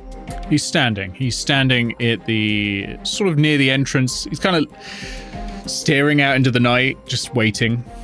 You get this unnerving feeling from Blackclaw, like he's only really living to kill people. Does Blackclaw count as hostile right now? Yes. I think Blackclaw counts as hostile to everybody at all times. 24/7. Yeah. He's hostile to his breakfast cereal, everything. He was hostile to the doctor that helped him out of the egg. Yeah. Technically, we're all hostile to our breakfast cereal. I mean, it's not like we're having a friendly chat with it. We're eating it. Yeah, all right. Yeah, but not with malicious intent. Okay, second of all, is there any way he specifically is not guarding? Yeah. Tell you what, let's give you a map, shall we? I just remember my panache also lets me charm non-hostile. Being people, Irish, so- I like to think that I could eat Lucky Charms with malicious intent. Oh yeah, he's right there. And You can named see- all of them. You don't fucking know the half of it, Pixel. Because that's floor 1. Because you can also see into floor 2. Oh damn! It's a lot of people. That's big room. wait a second. This is a directive tree, so it's strung up with a bunch of bells and whistles to have alerts for different things. It is. Maybe we could try to create a problem that doesn't exist somewhere away from here. What kind of Have they? what kind of alarm are you thinking would get most of these people out of the tree? Well, it can't be a fire. It needs to be something that you would have to search for. Maybe a malicious fae? Maybe spies? Locusts. Wait, I've got an idea. A swarm of locusts. It's devastating enough to where it has to be dealt with immediately, but it's not immediately visible in the storm. Yeah, I have an unfortunately it's idea. during a storm, so locusts won't be very good. What are you thinking, Amber? They'll be inside. So I turn to Gargoyle's dad, whose name I've already forgotten. Well, Do you know it's a anyone bit- here who's might be willing to risk creating a distraction? No, I don't believe so. Hey, do you know anyone here who might be easily charmed by a friendly face? How Nick. close do you need to get for this plan? Only I think they're suspecting all of us? I don't know. How close do you need to get? It's your Like future. people who might be friendly faces that can be charmed. Oh, sorry. I thought you meant how close you needed to get to use a feature that you have to charm Oh, people. yeah. For Panache, it's basically anyone who can hear and understand me. So basically anyone I could speak to. 30 feet then at most, because you're in the middle of a storm. Yeah. Right. Anyone in particular who'd be. a My good plan here is part we of get that. someone on their own and convince them to help us create a distraction. So you know that Chestnut Feather Swift Smile has always been nice. That's the one that works the counter on the ground floor. And that you're pretty sure that despite the name, Ruby Wings Frowny Frown is actually quite nice, honestly. Along with her best friend Jewel is Slowfall. Okay. so these two I can here. find where one of them is, yeah, and yeah, the one who's downstairs. Those on the two. Other floor. Okay. Are the two I said, and also Ruby Wings Frowny Frown. yes. I didn't do the exact gargoyle thing, but Ruby. I basically wrote a program to generate outlet names as quickly as I Wings. could, so like Wow. Brownie. So I could name them all. Brown. Ruby Wings Frowny Yeah. Frown, yeah. No, I think we could get in a Plague of Locusts. We just have to talk to Moses Supposes Tosis Erosis. He's got a terrible, a very poor functioning liver. Are we due inspiration Okay. for any of these puns, by the way? No. We already got it all. Who do you think I am, Bree? Okay. I've already given you all Yes. inspiration for the good dramatic acting. That's what I give inspiration for. I don't give it for puns. Oh, we have inspiration. Cool, thanks. You didn't say. Okay. I did did. say. So, are these windows, these metal bits, or are these windows, these flag things? Those are banners. I'm assuming the empty walls are the windows. The empty walls down here are. Are our windows. Sorry, I'm on the top floor. That's why. Down here on the ground floor, this is the entrance. So this is just pillars, and those are completely open. These are windows here. These metal bits. Yep, absolutely. Lots of big red banners because that's what fascists love. Right, so if we're yeah. going to invent a problem, and is that where we're going with this plan? Like, we're going to get help in doing it? Apparently. We need Okay. to find a way to get to them, though. Can I make an Arcana check to know which type of Fae would be the most dangerous around Skaventree? Like, demand the most attention? Sure. That was a nat 1, so I'm going to use the inspiration on that. That was a nat 1 again. Wonderful. Seriously? Wow. Does anyone want to help? You've We can't, no. we can't give you more advantage Oh. than that. If you've used the reroll, you can't then like retroactively go and give yourself advantage on it. That would be Okay. ridiculous. I'm afraid you got a nat 1. You think probably the Dolphin Delighter is the Fae that they're most worried about here? Okay, so Gargoyle. The what? Oh yeah, look it up. It's a pink dolphin. It's a I'm Fae. scared about Fae my creature. search history if I look for a dolphin delighter. Dolphin Delighter. It's a genuine Fae creature. Typically I chaotic think- good. Instead Big of dolphin. thinking something ridiculous and spurting it out, Gargoyle might just get presque vu and not be able to think of any Fae. Just sat there muttering, Dolphin Delighter. No, it can't be Dolphin Delighter. There must be some other kind of Just when Fae. you're searching for a specific thing and then all the information comes in. Yeah, that's fair. Yeah, you're thinking, you've got so many Fae in your head right now that are harmless. Unfortunately, that you're trying to sift through and you just can't think of the right one. We should I have tell a them question. that old Nana is somewhere in the forest. No, you don't know who that is. I have a question. What would be our nearest neighbors that Crackbeak would likely be weary of? The Aaracokra of Wark. Oh. Would they be... Yeah, they're perfectly fine with orange tieflings from Wark, of course. Yeah, so if we could give a warning about Aaracokra approaching. You could try that, yeah. And just so you know, Grounded is, of course, an Aaracokra by adoption. Yes. Okay, that's a great idea. So, we try to get in, we try to convince somebody to help us set a warning for a group of Aaracokra. I mean, can't we just manually ring the alarms ourselves? As long as we know which alarms to ring. Presumably it's- we know that. Knowing which Yeah. ones to ring and also like how many times it rings. And Stars Spine thankfully we Blossom have Watch's new job is to ring the bells. Yeah. Okay.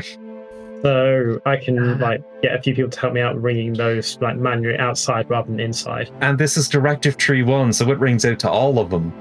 It does. Okay, so Like, this is where it originates from. So yeah, I'm going to try and set off one of the alarms. Obviously, it is not just a walk in the park to get there. How are you approaching? Invisibly. I mean, yeah, for me, climbing up the damn thing invisibly. Climbing up the damn thing, so you're going to be climbing up the outside. That's fine. Hand speed. I don't I would think I assume- even need to check you're invisible. I assume what Stonebeak would do is she would fly around like a 200-foot radius outside the thing until she is as close as possible to the thing, and then just like dive straight at it. Okay. So like So- she's spending less time as she's minimizing how much time she's in their vision to getting to the tree where she could hide on the tree itself. That makes sense. You can all do that, and I think Stout Spine will be sort of leading the direction for this because of knowing exactly which things to ring.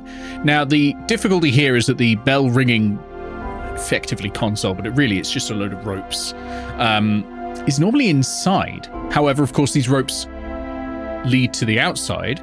Can you make me some form of check to determine which ones you should be ringing? Your choice. Walk me through how you'd like to work that out. Unless you want to go inside, in which case it'll be very easy for you. But I've got a vague idea where they actually are inside, since I work here. Yeah, And absolutely. I've got a vague idea how the tree is wired, so I'm going to use that to spot the ropes that I need to get pulled and how they need to be pulled, purely with perception. Perception sounds good. Are we all making a roll, or is it just This is going to be just Stout Spine Blossom Watcher, as he'll presumably then relay that information to the rest of you. Could I argue that with my keen eye, because of my observer feat, I'd be able to better help discern which rope would be the one he's looking for? You might be able to follow where they get tangled. You'd be able to follow one on the other. So I'll let you assist to give Stout Spine advantage. Take your advantage. Without advantage so far, that's 23. No, that's the best. Yeah, that's great. You follow the trails. It takes a little while. It takes a little while for you to sort of think it through and get the positions right. But with your wife's help and expert eyes, you are very, very easily able to determine which ones to pull. There are 3 that will need pulling in a sequence of that you sort of point them out 1, 2, and 3, and it needs to be 1, 2, 1, 3, and that will get the bells ringing. I'll take the 1 then. I like the code. Well done, Nick. It should be 1, 3, 1, 2 though. It should have been. Damn it! I got it the wrong way around in my head. It was 1, 3, 1, 2. God, fuck. Yeah, 1, 3, 1, 2. I will purposefully go for the largest of the bells because I am the strongest one here. Presumably. Okay, that'll be number 3. I've always known. No, it's probably number 2 actually. I've always known as the bastard bell. And probably all birds are cops. Yeah. And who's taking the last bell? I have to assume that a rogue is going to be better at stealth. Yeah, I presume you can't throw a plus 12 at it. No. I mean, I'm not horrible at stealth. I've got plus 6, but that's not great either. Oh, sorry, a plus 8. I don't have expertise. Well, that was an expertise. Anyway, yeah. I'm ringing bell 1. Bree's taking 3. Iris taking 2. Yep. Okay. You ring them and you send out a signal. The Aaracokra are attacking. Dong. This does 2 things. First of all, you hear frightened murmurs from inside the tree. On any floor, people are talking and worried. You get snatches of, oh God, what do we do? What do we do? Are we ready? Are we ready? We haven't got enough outside defense. What are we going to do? And that murmuring happens all over the place, and people start running and panicking, and some of them flee the tree through any exit they can, many through the windows and that sort of thing, to try and get home to their loved ones, to warn them. They'll have heard the bells, but they need help. And this is that panic brain setting in. But amongst the command and control of this operation, they know that they haven't authorized any such bell ringing, so they will now no longer be surprised. Then something's up, yeah. The last thing that's happened is that this will now have hit the people currently burning down your home, and they will be on their way back. You now have a time limit. Okay, guy. All right, hopefully that can be allayed somewhat by Spider. Maybe trying to Probably lead not. them on a bit of a... Because what you've just done is signaled existential threat to the entire government. The thugs are coming back. Well, then, if they come back, I'm going to have my homunculus servants to help me out in combat. Absolutely, if it takes that long. If they come back, absolutely, yeah. Spider will be Your back. spider will arrive like the turn before they come back. Okay, Yeah. we need to get this done Warn quick you. because I don't know if Grounded of Wark exists here, but I really don't want to throw a bunch of Owlin onto Wark. Well, I'm going to warn the windows at this juncture. Yeah, where are we exactly? You can choose either floor, and you can choose any window in those floors, because I think you've worked hard to get the drop here. So pick a window, and you can all go through that. Question from the person who works here. All the NPCs you've placed here, Yeah. how many of them are active combatants? None of them. Aside from the Anything with, like, an therapist, actual the face. barbarian, Yeah. and the Anything that murderer looks like ranger. a sack of gold is not a combatant. Cool. Okay, where's we're on my ground floor, aren't we? token? Yeah, we need tokens. Oh yeah, let me put your tokens down. I will just put them. Just I'll put deciding where them to over in drop. this corner. Just obviously feel free to put them wherever you want. Assuming that the windows with the steel have bars. The windows with the steel do have bars. You can try to break those open. There are some without bars though, and you can just go straight through those. They're technically glass, but you can get through those. Okay, so why I want to think probably would have happened is immediately after ringing her bell, Stonebeak probably would have flown back outwards into the darkness. Where'd I go? Oh, you're probably in the fog of war now. Actually, I can just disable that because we don't need it anymore. Okay, so what's our plan? Are we going straight for Crackbeak, or do we want to try and do something about the doctor? Taking out Crackbeak is definitely going to end things fastest, but I assume that Black Claw isn't going to care if Crackbeak goes down. Might be the only one who doesn't care, but still isn't going to care. Yeah, but what about the doctor over here? The doctor is upstairs. Yeah, so she would have gone about 150 feet back. I know it's kind of far. Yeah, about a little. Okay. But this is the range she excels at. I apologize. All right, so I guess Keith was right in hoping that Nick balanced this all for 3 players. Oh, don't worry. Do not worry. Didn't even fucking balance it for 4. You should worry. Remember, this area right here is all open. I can see into here. Yeah, until they walk around one of the pillars. Would be very I funny promise if they did that. That won't be an issue. We've been able to see in, have we? Yeah, you can see him. Have we been able to see if Black Claw and Tawny are still injured, or have they been healed? They appear to be at full health again. Okay. They spent all their I hit will also dice. point out, Iris, that you're shooting through a storm. Oh yeah, that's going to be disadvantage on these shots. Disadvantage for how far back? Unless you're within 30 feet, or if you're in shelter. If you're in shelter and not shooting through a storm, that's fine. You can be any distance. And important to note that even if you are in shelter, the arrow will be shooting through the storm. Yeah, it's not like a sunlight sensitivity situation.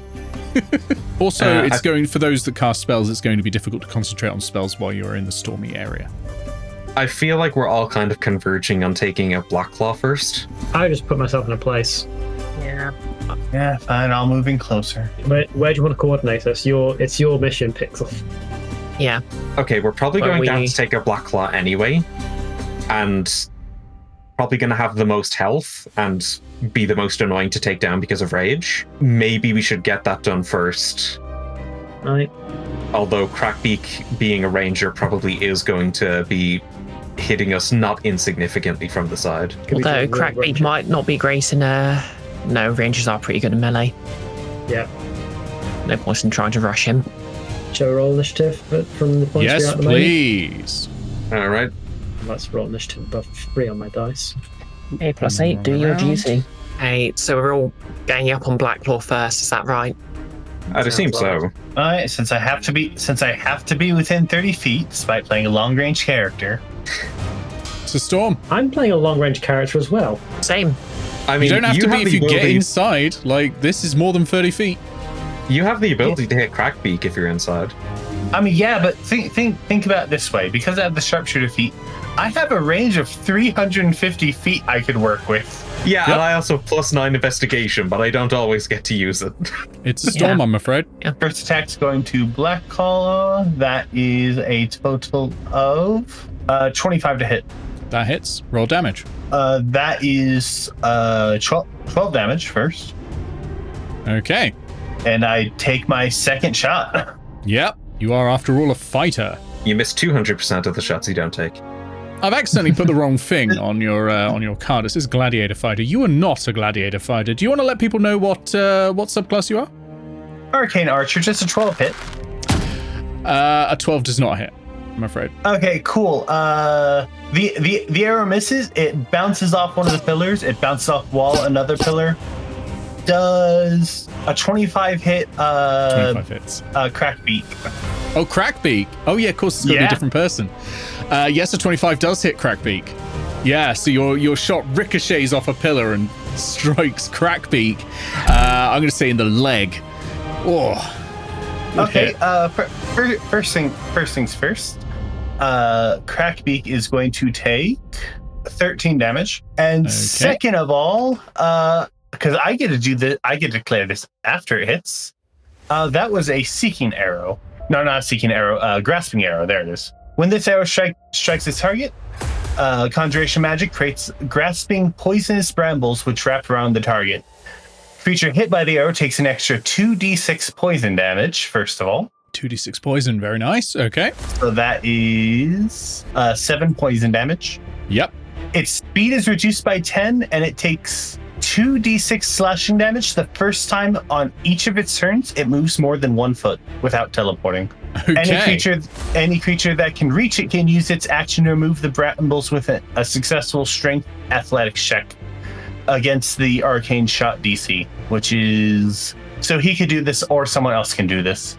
Okay. So it's a DC 15 athletics check. All right. Yeah. Interesting. So speed reduced by 10, and the first time he moves that isn't teleporting, he takes 2d6 slashing damage. Okay, it's his go. From where he is, he has got line of sight on a couple of you, and you are within 90 feet, so he can see this point here. So directly targeting at Amber Gleam and getting everyone within 20 feet, he casts Entangle. Grasping weeds and vines sprout from the ground. It does include Black Claw, because it is not enemies in the area, it's creatures. So I will need a strength saving throw, please, from everyone on the ground there. So Gargoyle, Amber Gleam, and Stout Spine, and also Black Claw. Yep. Oh, Who has that's not gonna be advantage because good. he's raging. That's 7. Okay, you are restrained. Always be That raging. is- When you get a certain level, you're always raging. Okay, that's 14. Wow. Good roll, but probably not good enough.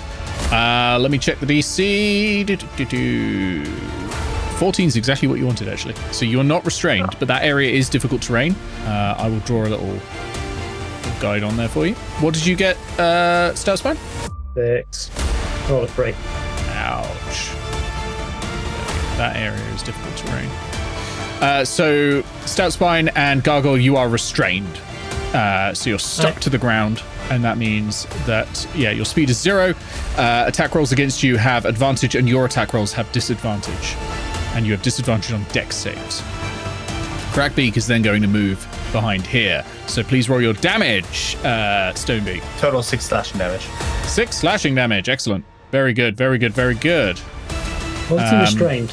No, no, he it- takes extra damage when he moves. Also 10 feet less movement speed. Yeah, 10 feet less movement speed. You hear a rustling down there as if he's reaching for something. Okay, it is Dr. Tawny Longwing, who is upper floor and is hearing the commotion down below. It's going to go 5, 10, 15, 20, 25, 30, 35, 40, 45, 50, which roughly brings you all over to here. 55 and 60, and is going to stop there, taking cover. Can't do anything else because, of course, they had to dash to get down here. Oh, they have a bonus action. So on the way down, they are going to 5, 10, 15, 20, 25, 30. No one's in range. No. Okay, they're not going to do anything. From that position, is that full cover for me or only 3/4? From where you are, it looks like it's probably 3/4 cover. I think you can just see around it.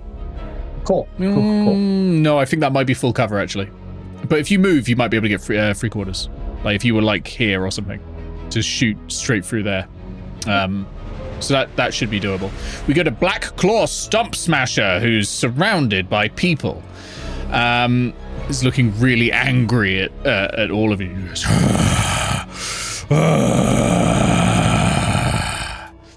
and is going to move around. Is he also restrained? Did he pass his save? He passed. He had advantage on it, to be fair. He's going to go up here. So Amber Gleam, Gargoyle, you won't get an attack of opportunity, and I'll explain why in a second, but Amber Gleam, you do. Okay.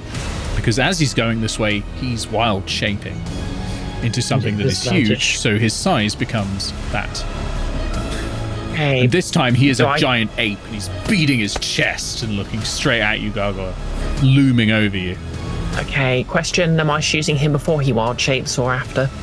I will say it fundamentally does not matter. He has the same AC each way because of unarmored defense, which applies when you're... Druid Barbarian multiclass is a very viable multiclass, is what I will say. Yeah. Do I get advantage because he was flanked by Gargoyle when he started moving?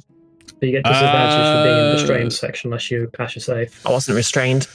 Then yeah. No, you're not restrained. I will say, based on where he had to move, yeah, you got advantage. Hello, sneak attack. That is I've rolled on my dice a 17 and a natural 20. Okay, roll your damage. Oh yeah, and because I didn't have access, I'm shooting him Absolutely. again. The really funny thing about Druid Barbarian multiclasses is if you go, say, Circle of the Moon and choose like really big stat blocks, the Barbarian Rage damage resistance does carry over. You know, that's not what I wanted. Oh, ignore that. Okay. Where's the tab? You Where's sure? the Because D6 we could do 54 damage if you want. Yeah. I don't think it's fair to roll a D100 now. Okay. 2D10s. 1, 2, 3, 4, 5 D6s. We may get 54 damage still. And plus 5. Yeah, we might, yeah. That's a nice stat. Do you do the plus 5 twice? 53 damage. We were one off. We should have just taken the 54. Shame Okay. about that resistance. Yeah, shame about that Yeah. resistance. But yeah, Yeah, I just double that. basically say, oh hey, just like old times an hour ago. And shoots him in the back of the head. Turns around, looks at you and goes, it is going to take its first attack against Gargoyle. And this is a Ooh. massive fist just coming straight down on your head. Has advantage because you are restrained. Don't like that. That is a 15 to hit. Nope. I rolled very badly with advantage there. Second attack coming in, the other fist sweeping down. Okay, that is a 22 to hit. Yeah, that'll do it. Ooh, spicy. You take, I'm just going to have it roll it, 27 points of bludgeoning damage. Boom! And the ground cracks under you. Most of your armor sort of takes the hit and sort of redirects it around you, but you still take a very heavy blow from that. And then it's going to run around and leap over to there. But that's its turn, or his even. Ambergleam, your go. Ambergleam's going to see this giant monstrosity attack Gargoyle, and she's just going to flex her gun, look at him, and say, "No, I think you're scared of me." That that's seems me using unlikely, but panache. I like it. I need a wisdom insight check from you, and that's opposed by my charisma persuasion. Is that for charmed, right? Yeah, it's mechanically it's charmed. So Oh god, are they immune to charmed? they're not immune to charmed. They have advantage on it because there is a therapist right near who has counter charm because they're statted as a bard. So let's see. Now, barbarians and druids are both pretty good at wisdom, so let's see how this goes. Is she counter charming though? She is in this Did she case. come down and start counter charming? It just happens. It's a ability. If you're near it's like an aura. Okay, in this Nick. case, yeah. Level 6 barbarian, yeah? No. At least level 6, no, okay. Level 6 Well, bard. What do you mean? Oh, this is a stat block that is distilled from a couple of things. So Okay, it so it doesn't have minus rage. doesn't have minus rage. This is still going to work, but they do roll at advantage because of the nearby tawny. Now that is an 18 from Blacklaw Stomp Smasher. Unfortunately, I have rolled. Wait, what's my persuasion? My persuasion is very high, but I've only rolled a 5 on the dice for a total of 17. Hang on. So 6th level bard, 10th level bard, but well, actually more than that, 15th, I think. but counter charm from the bard. Yeah, Yeah, that's an action. You start the performance not and in it this lasts case. until the end. Stat blocks do not obey the same rules. Sorry. Rude of them. They're very I rude suppose- like that, but it's because I don't want to have to read 2 A4 pages to work out how a character works in combat. I just played a bard recently. I can tell you how shit counter I will tell charm you is. comparatively, she has like 4 spell slots. So the balance is there, trust me. Like, she doesn't have the full Okay. bard spellcasting either. So I rolled a 17 on that. I'd like to burn my inspiration, unless anyone's got anything that could give me 1 point of boost somehow. Flash of Genius. Oh. Let's do that. Yes. That'd do it. Yeah, flash of genius. You burn your reaction to grant. I've been playing so many fine. other classes recently You're that not I've used to forgotten being back in the. what an in the artificer is yeah. like. So you flash a genius, so you pass. So what happens with Panache? Okay, so as we've established, he is very, very hostile. Oh, yes. So a hostile target gains disadvantage on attacks and can't do opportunity attacks versus not me. This effect ends if an ally attacks or casts a spell on it, or if it's an eye 60 feet apart.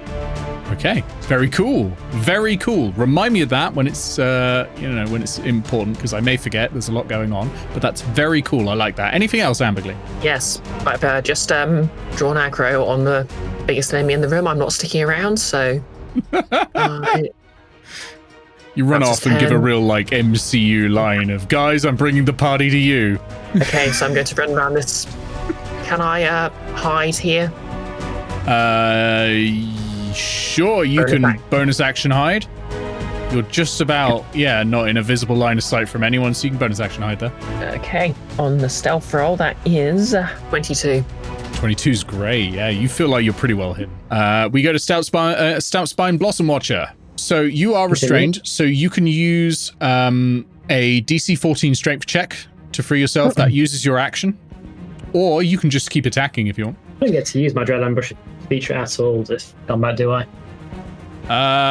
You were unfortunately low in initiative. That's the one downside of Gloomstalker's great, but if you lose initiative, it doesn't work.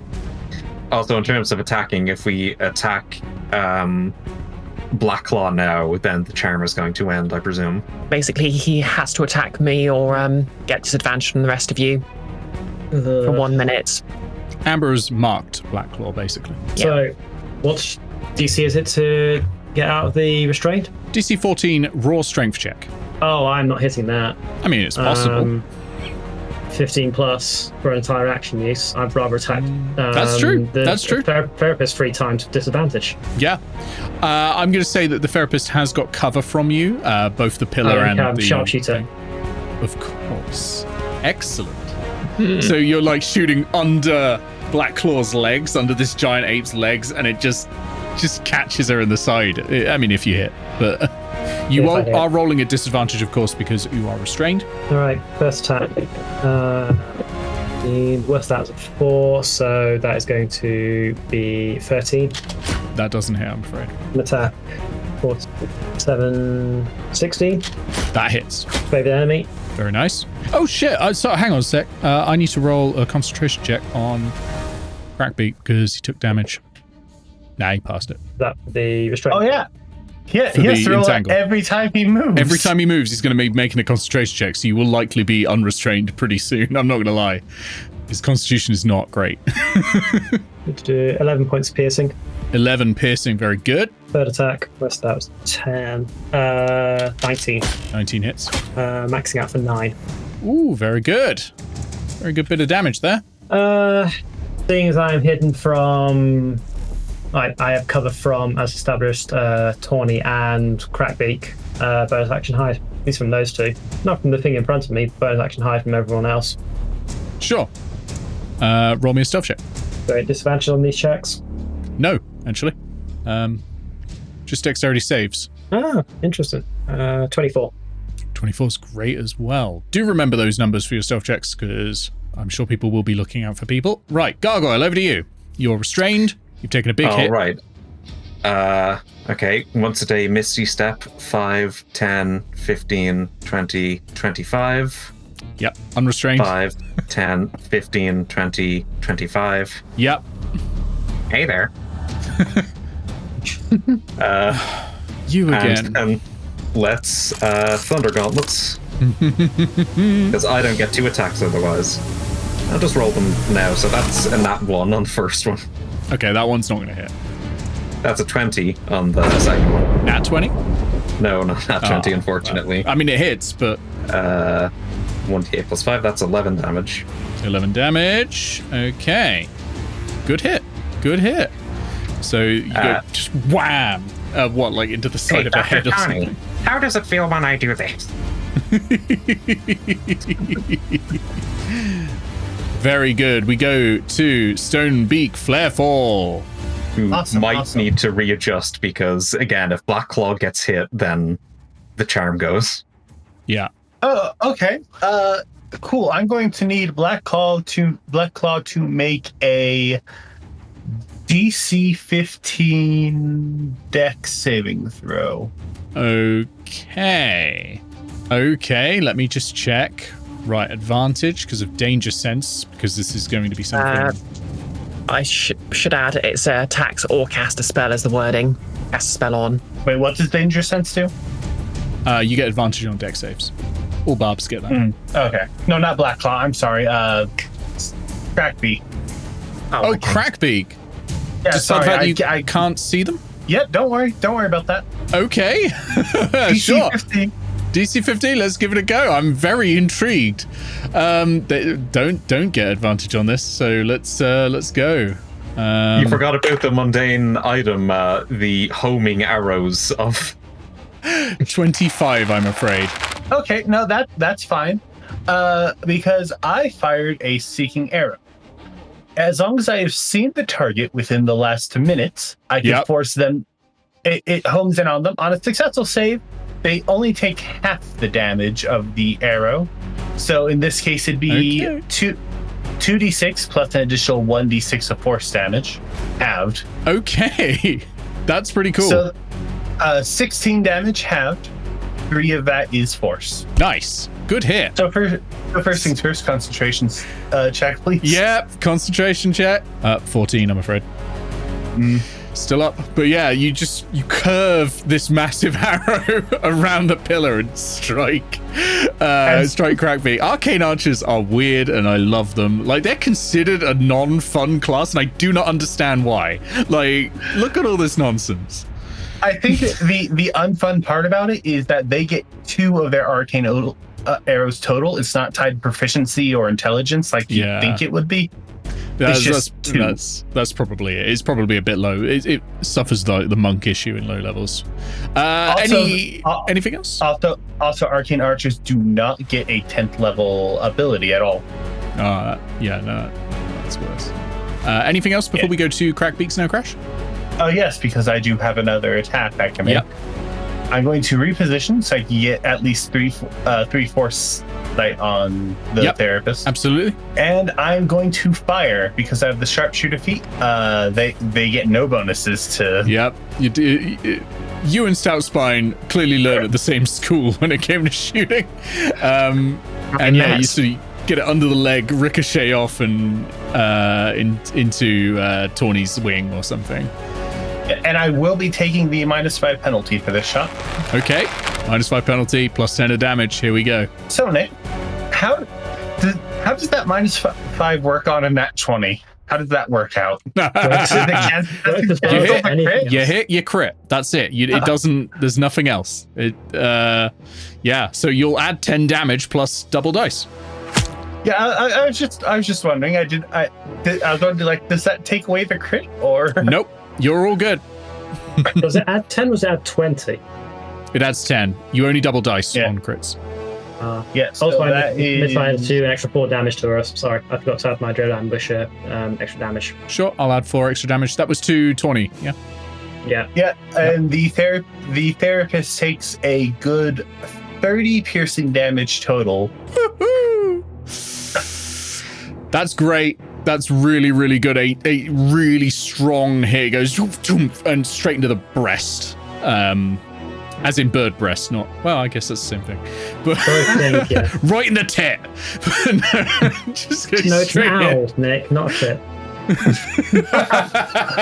Difference between bird and pilot. Also a great tit. Quite true. Okay, great shot. Anything else? No, that's my turn.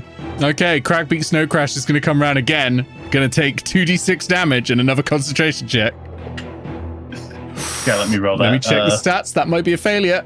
Oh, that's 10 exactly. On the con check, so it's still up. That is an additional 4 slashing damage. 4 slashing damage. Okay, very good. And it's the little bits of damage that add up.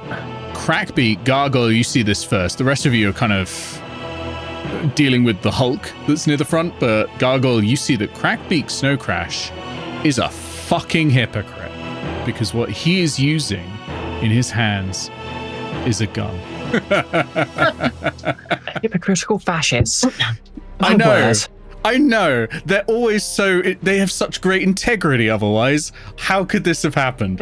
Yeah, Voice Crackbeak has. I've got an idea of what the voice is for Sounds like Crackbeak Ben at the Shapiro. moment. See, I was hoping, I was Really going to nerdy say, voice. This is fine for me. Canadian It's Kermit. fine for me to use the guns. They make good guns here. Oh, no. You've got to do the hands as well. It's fine to use the guns. What if Trump was played by Chris Laurie? I will be honest, every time I pictured Crackbeak talking at all, I always pictured Willem Dafoe. Crackbeak actually has a bit of a lisp because of the cracked beak. I imagine But- Skaventree, without any weapons that can be used against me, but I can use the guns. The guns are great for me. Anyway, do you know what high-level hunter rangers get? Yeah. Volley. Lifts up the blunderbuss and my microphone Can he see me? and fires up into the air this heavy shot. And it is going to strike. Yeah, who can you see? Oh, that's me. That's me who can be seen. He can see you. He can also... Oh, no, he can't see you. And he can't see you. Does he have a passive perception of 24? He does not. So it's going to be Gargoyle or it's going to be Stonebeak. What's the range? I forgot I gave it longbow range. Oh no. I'm I'm going to give him range. disadvantage on this attack because he's shooting into Storm, right? Yes. But he can Only be fair. hypocritical about that too. It would. Yeah, I mean, he is a hypocrite. But I'm going to give him disadvantage on the shot. But here we go. Oh, this could be bad because this knocks you prone as well. And you're flying in the air. You know what happens when a bird gets knocked prone, right? Actually, they're very tall trees. That is a 15 to hit. So the thing is, my armor class, Yeah. the 15. Ooh, okay. I will give you, because you're flying, I will give you a save to avoid knocking prone. Please make me a dexterity saving throw. Wait, does not naturally have a save? Does not know. No, it normally just knocks you prone. Boom. That is actually wild. Normally effects that knock you prone have like a save tied to them. Something's out. going to attack and auto grapple you as well. They're great. Watch out, I can't Flash of Genius you, you're too far away. Good luck. That is a 17 plus 17's the pass 3, I already. believe. You're good. You're good. It was DC 15 again, so you're good. All right, but you are going to take spicy 21 piercing damage plus 1d8, 28 piercing damage, and your movement speed is reduced by 10 feet. Oh, how the turntables. And then 15 and 20 shoulders the blunderbuss and draws 2 short swords. But that's his go. We go to Dr. Tawny. So first of all, Gargoyle, please make me a charisma saving throw. I'm terrible at those, though. That's 13. You are nothing. It will never amount to anything. You will die here and no one will mourn you. Oh, You wait, get taunted. Hang on. That was Oh. 18. 18. Well, you hear that, but you shrug it off. With Flash of Genius, I realized it doesn't matter what this person says. This isn't the Dr. Tawny I know. Exactly. You do not Like, have disadvantage literally- on ability checks, attack rolls. or something? Literally none of that applies to you. You have literally gone out and bought the holders and dragons. Yeah, you're good. You're good. Okay. Ooh, that could be a fun spell to cast. So you shouldn't cast it.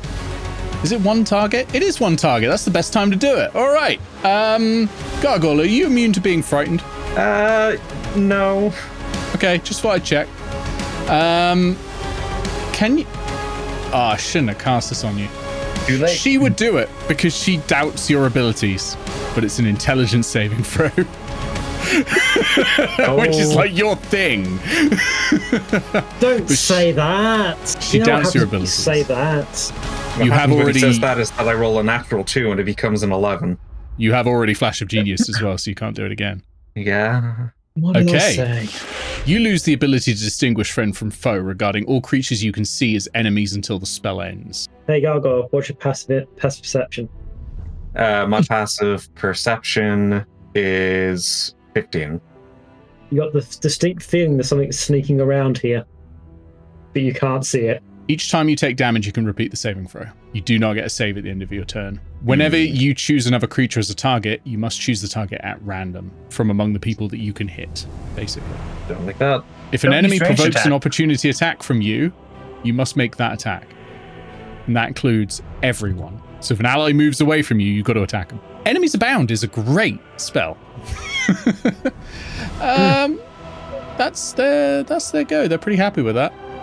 It's Black Claw Stomp Smasher, who does know where you are, Stone Spine, Blossom Watcher. Because Of course he does. you hid next to them. Stout spine. Stout Spine, not Stone Spine. And is going to do, I think, the Fist. The Fist is a good one. It's make worked it well at so far. Advantage. At disadvantage, yeah. No, normal, because Stout Spine is restrained. So it's going to be a normal attack. But yeah, would otherwise be with advantage. Or could pick you up and throw you out of the building. That's no, we're going to do the Fist. We're going to do the Fist. Yes, be pick restrained up by the my bird zone and throw anymore. the bird out of the building. Yeah, I wouldn't be restrained, so I'll be out. That's true. That's a really bad idea. Does a 16 hit? AC, Yeah. dead on. And attack number 2 is higher. So both hit. Right. You are going to take from the first one. My God, that's a lot of damage. How much does that actually come out to? Okay, you take 26 plus 22, 48 points of bludgeoning damage as these fists just go boom, boom. Vile. Yeah, this thing is vicious. Absolutely vicious. But it knows this is not its main target, so it's going to run past to where it last saw Ambergleam, which was here. Oh, there you I are. can't do anything about that. I still mean, restrained I'm outside. hidden. Yeah, but you're now within direct line of sight. You lose hidden when you're in direct line of sight. Okay. It went to where it last saw you, and it was like, oh, no, wait, shit. There she is. And it's going to run up next to you. But that's its turn. It can't do Yeah, anything I'm else. still restrained, aren't I, though? Yes. You are still restrained, yes. You can be freed by yourself or someone else, or by Crackbeak failing the concentration and dropping that. I'm working on it. I Hey, swear. look, Crackbeak Yeah. is now in line of sight. Yep, Crackbeak is in line of sight, is very visible, so focus fire on that thing. Ambergleam, it's your go. You are no longer Okay, hidden so- to anyone because Blackclaw has absolutely communicated where you are. So what are my options here? Ooh, actually, probably has not communicated where you are because currently is a was about giant to say. ape. Currently, it's a giant ape and in rage. Is likely not not saying anything, which is why I'm probably still hidden from the other two as well. Wait, Hey. is it winter right now, or the equivalent? It's sort of mid-spring. So it's not the right season to be a giant baboon. No, it's not baboonless. Okay. Are we hoping So- Blackclaw feels self-conscious? Options here are I could attack Blackclaw, which is, for me, and also disengage. That would help. Yep, then I can move away and potentially hide behind a banner or something, which, I mean- comedically speaking is genius. Wouldn't you at this juncture have a sneak attack because of your swashbuckler stuff? So if I attack him, I do get sneak attack. In fact, I think it's basically advantage. Actually, no, is it just sneak attack? If you have advantage, you can sneak attack, or allies within 5 foot. Oh no, the Rakish Audacity just says I don't need advantage to sneak attack if the target is the only one within 5 feet of me, Then yeah, and I don't have disadvantage. you're an ally for sneak attack purposes. Exactly. I'm my own greatest ally. But Is Tom- on the other hand, do I want to try and get a shot off on one of these two to break their very unpleasant concentration spells? Is Tawny bloodied?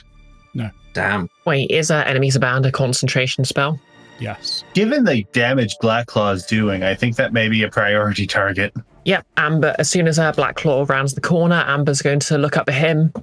Has Blackclaw been rolling at disadvantage? For Because of the charm. Yes, that converted an advantage into a normal hit. Hey, I don't think I get advantage on this because he saw me when you rounded the corner, is that right? That's right. He knows where you are. Okay.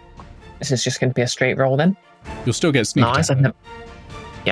Lies, I've never done any such thing. Okay, to hit, that is 21. 21 hits. Roll damage. So sort of bring up the gun and just fire at close range. And this ape has really thick skin. And the bullet goes in, but not very far. Unless you end up doing like 100 points of damage, in which case I will revise that and say it's gone all the way through. Okay, that's the D10, 5d6, plus 5 from my stats. 36 points of piercing damage.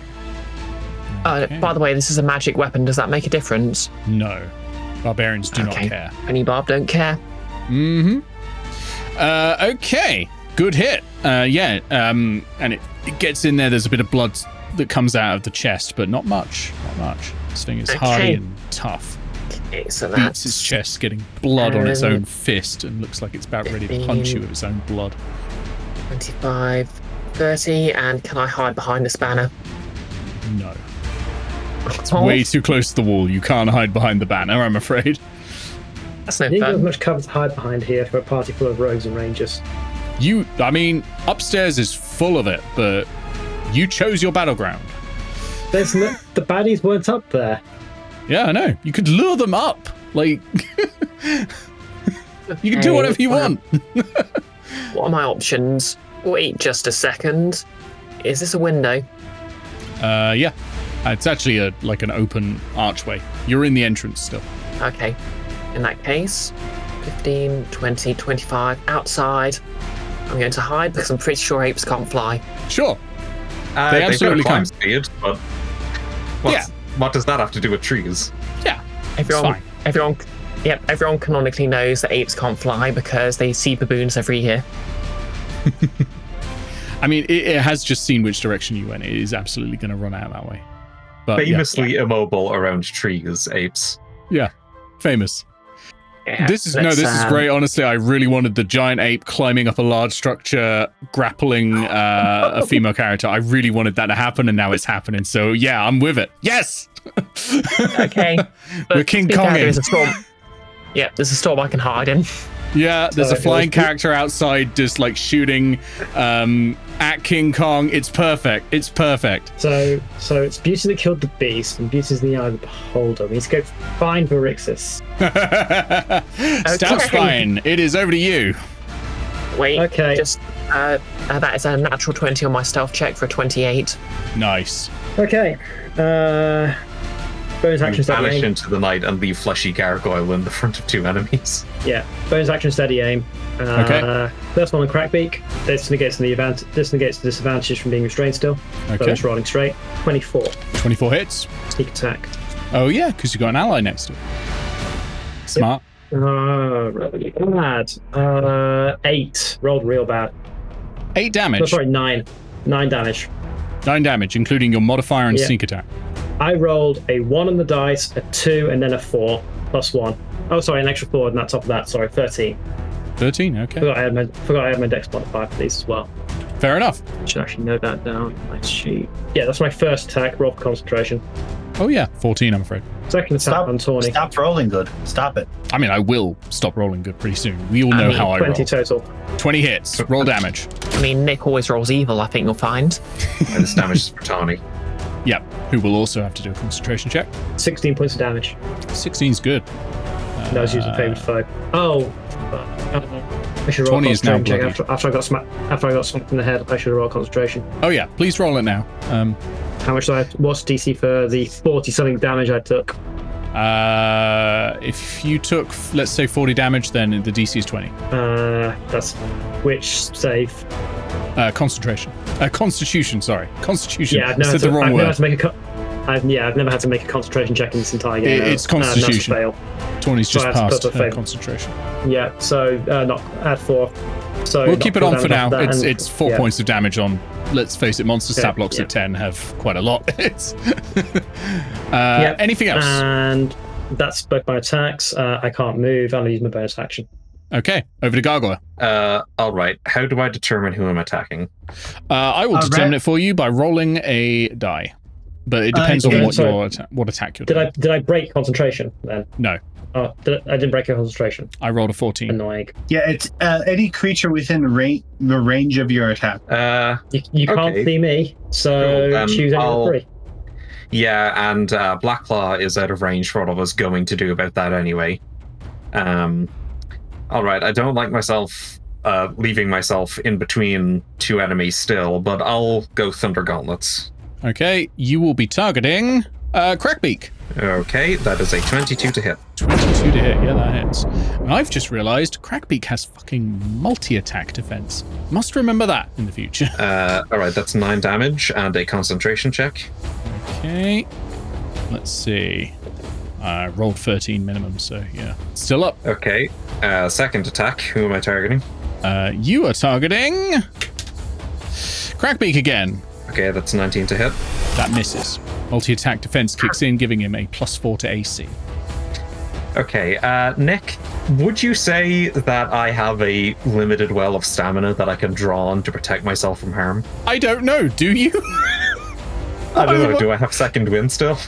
Oh yeah, you've got all your class features. You have, and that is a class feature. Okay, well then, sorry for the people who are outside the windows and decided to not divert the attacks.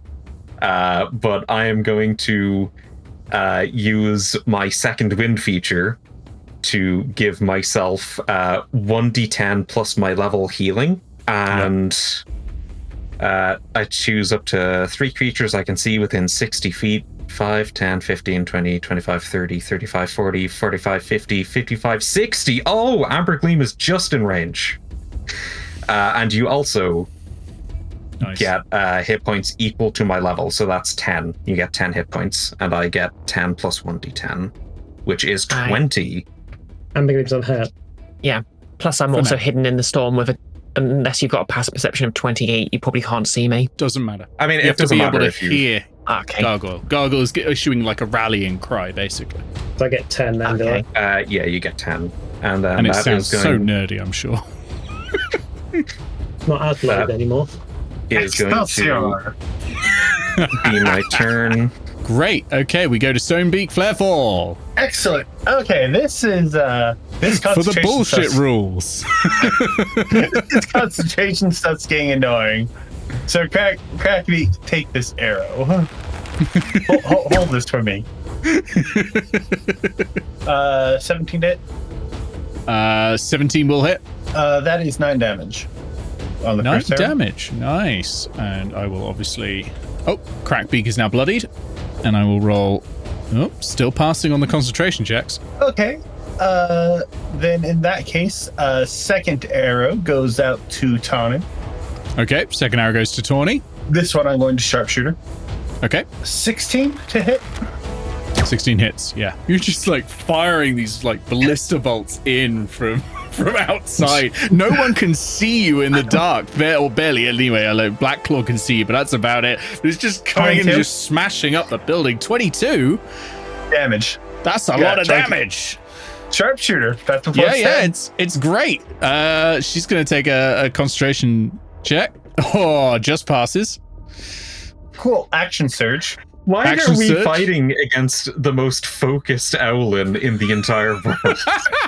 They are like laser focused. I don't know. I haven't rolled below a 10 yet for concentration. It's wild.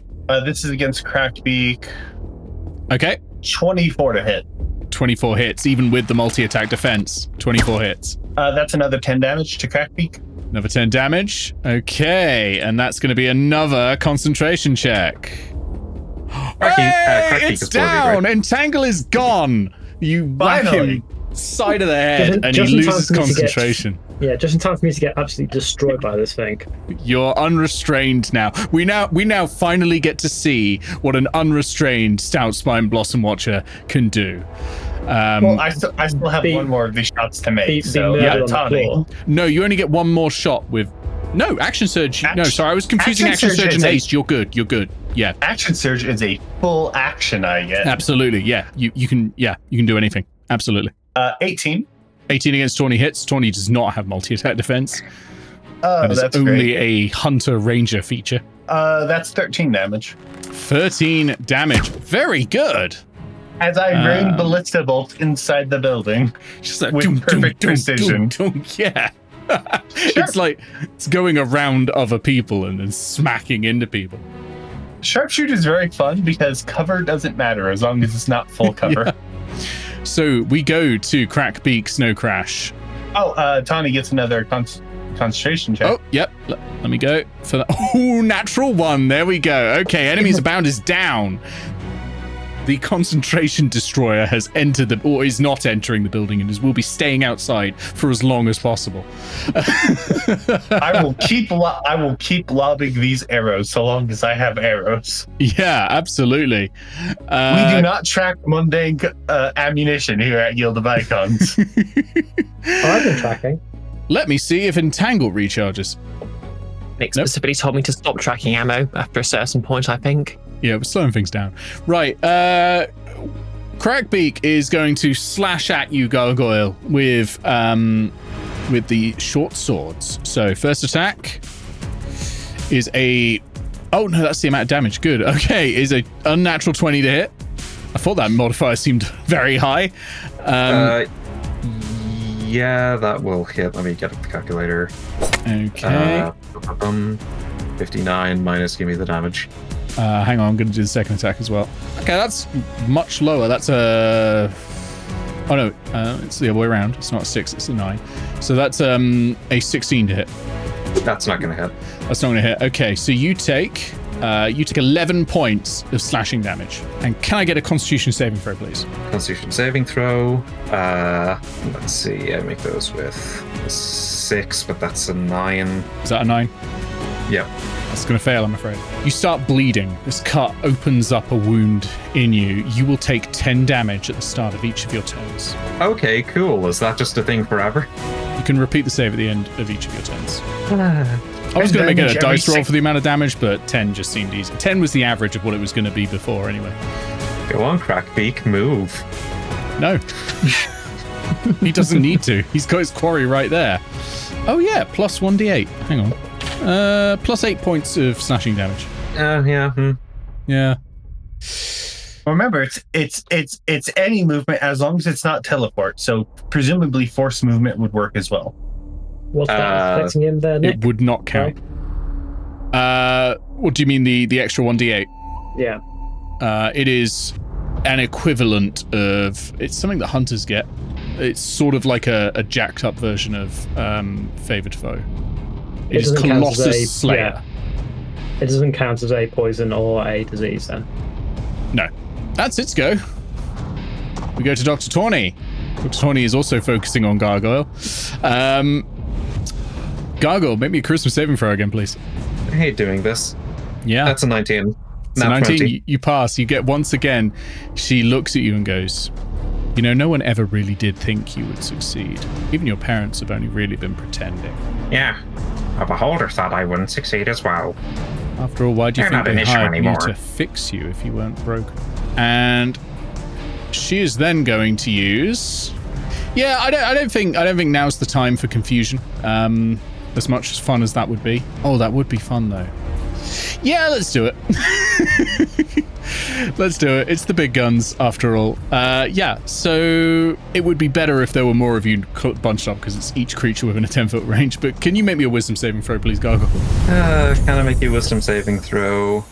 21, not 20 again. Yes! You are fine. You are fine. You are not affected by confusion. You are used to the way she operates, and you're seeing through it. That's her turn. That's not been very successful at all, Dr. Tawny. We go back to Black Claw, Stomp Smasher, who can see Stout Spine Blossom Watcher, but is absolutely going after Amber Gleam. Climbs out onto the side of the tree and sees you. Didn't start with Can the fact that apes we did they? stay in the dark? Can giant apes see in the dark? Let's have a look, actually. Yeah, because it has to use the vision of the giant ape. That's a very good point. They don't have dark vision. So jumps out. Let's see. I'm going to make a perception check for Black Claw. Now... Yep. You're trying to beat 28, remember? proficient in perception, but we'll see what happens. Oh, it's a good roll, but it's not 28. It's 24, but it's not 28. So it was close, but yeah. So what's happened is it's jumped out there, and it's not looking for you. It's sniffing. It's going, trying to catch your scent out there, looking around into the dark as well, but not finding you. And you're it's moving its hands around and just grabbing at random parts of the tree, and you're shaking away and moving away. It is still going to strike at you. And what I'm going to do is I'm going to roll a d20, and it has to do an 11 and up to strike in the right square, and then we'll do an attack roll. Okay. Because it can reach you from where it is. It's just it doesn't know where you are. First one is an 8, so it does not strike in the right place. Second attack is an 11, so it does strike in the right place. So let's actually roll it. It is going to offset the disadvantage by attacking recklessly for once. Interesting. Ooh, that's not a great one, though, but it might just hit 17. Yeah, only got an AC of 40. Wait, an AC of 15. Okay. You take 22 points of bludgeoning damage, and it now knows where you are. Ouch. And it's looking straight down at you.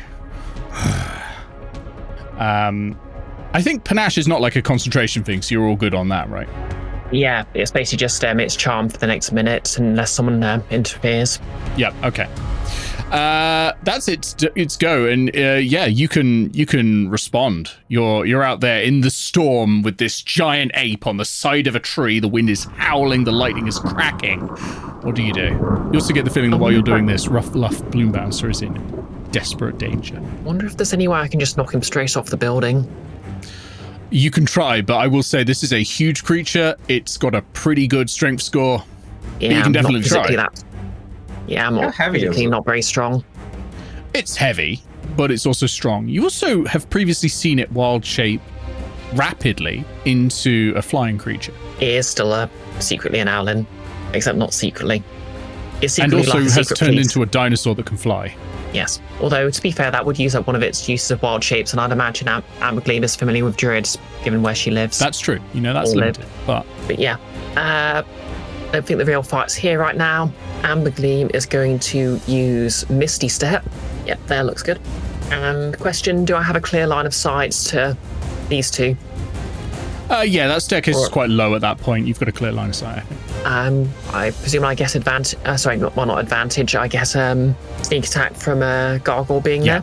Absolutely. Okay, who to shoot? Maybe I'll just roll a dice to decide. Unless anyone thinks I should shoot someone specific. If you have to roll a dice, I'm going to decide for you because we need to get this moving along. You're going to strike Crackbeak Snowcrash. Gargoyle.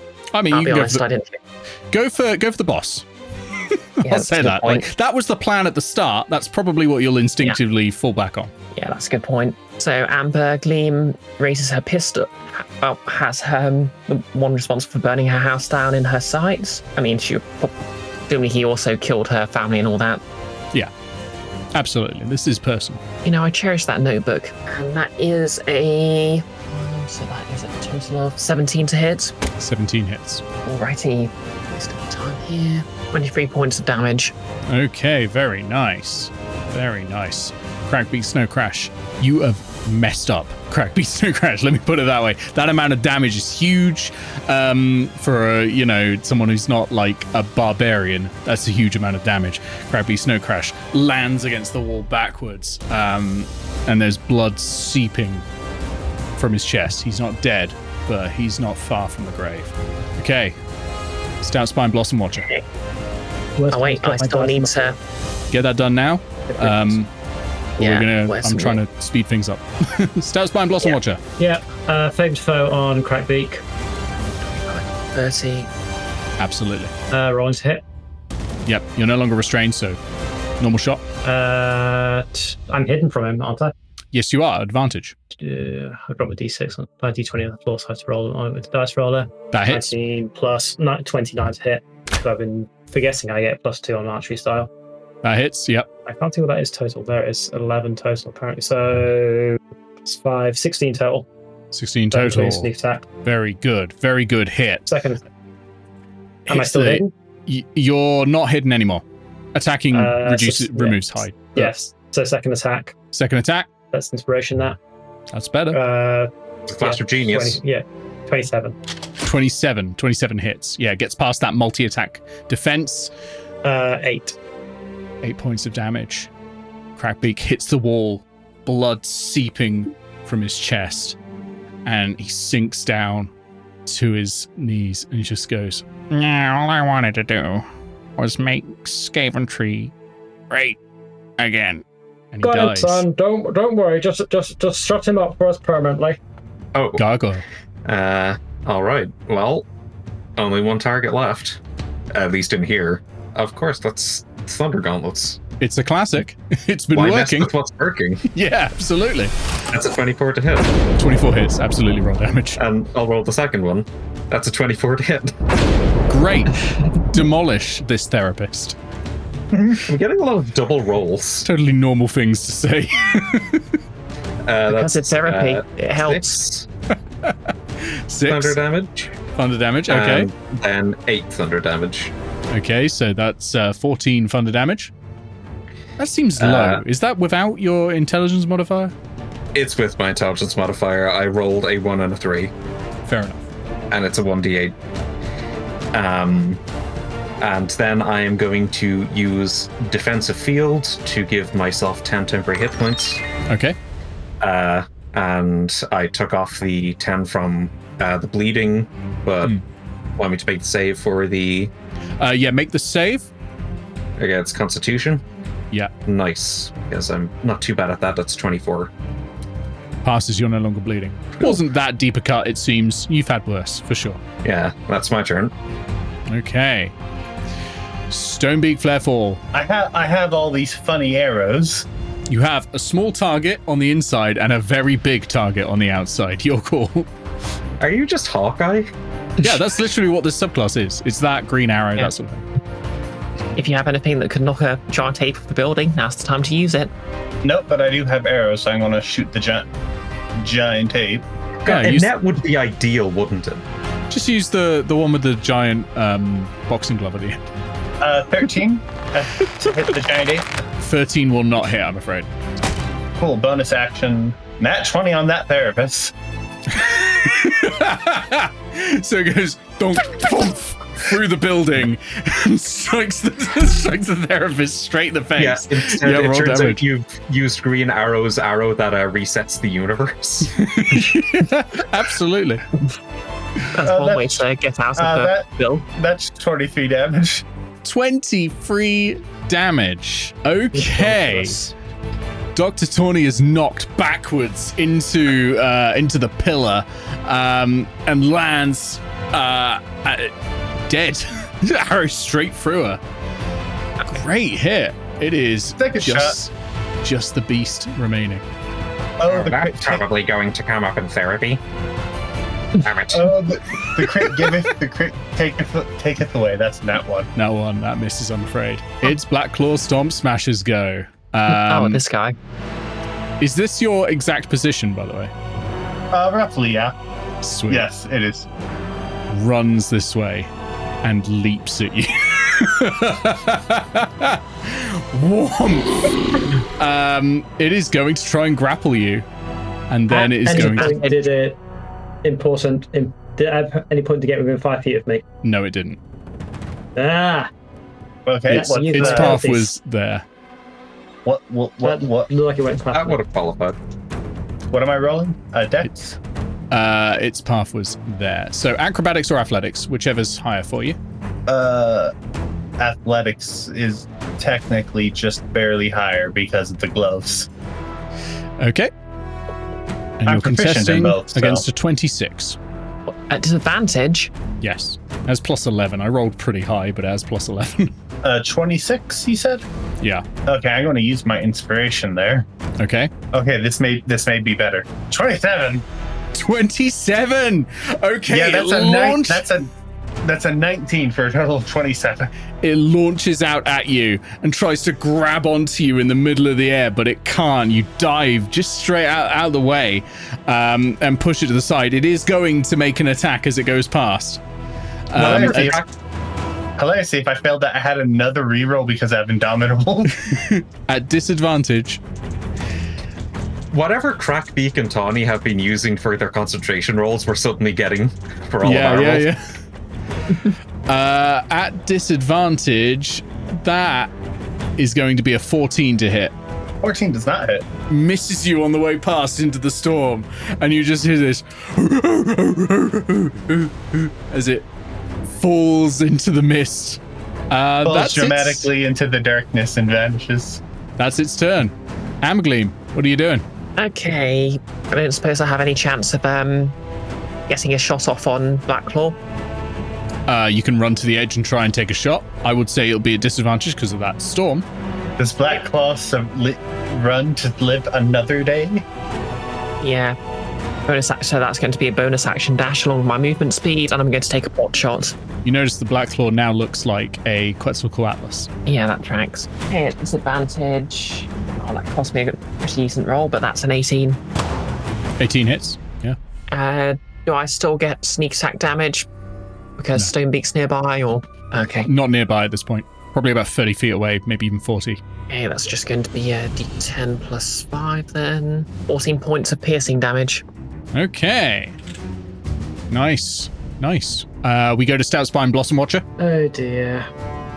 There's a dinosaur out there. There is. I take the disguise for it. Now, while I'm out here, I presume that I am out of the light, You are out of the light, that's right. and therefore I'm invisible to the damn thing. It does have dark vision. Indeed. Sharpshooter. You can attack while flying? That's so OP. I assume I get advantage even though I'm out here at this juncture. It can't see you. Yeah.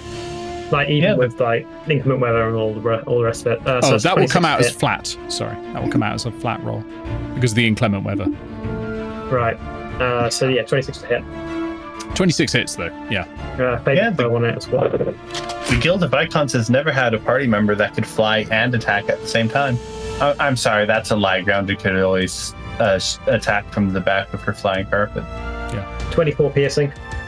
24. Jesus. Okay. That's sneak attack, favored foe, and regular. It's difficult to see, proper damage. but it is now bloodied. Second attack, and I'm still invisible. Yeah. Oh, this could be very funny indeed. Miss because I rolled a 3 on dice. Ah, damn shame. Okay. Unless I got inspiration in the meantime. 5, 10, use yours. 15, 20, 25, 30. If I cast a lightning bolt, would I be able to hit it? No, it's currently below you. You have not got line of sight on it. You could hit your mum. Oh, For sure. Totally do that if you want. I mean, lightning. Lightning bolt is a horizontal and bolt below. out from you. Unless you are druid doing call lightning, which is a downward strike. Oh, well, then I Sharpshooter. can't really do much. You can dash so that you can get line of sight next time. I forgot to do my sharpshooter damage. Did you apply sharpshooter when you rolled? 15, No. Ah, well, fair.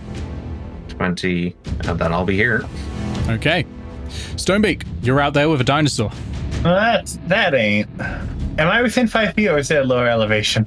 It's about 40 feet away from you at the moment. Okay, cool. I can actually move without.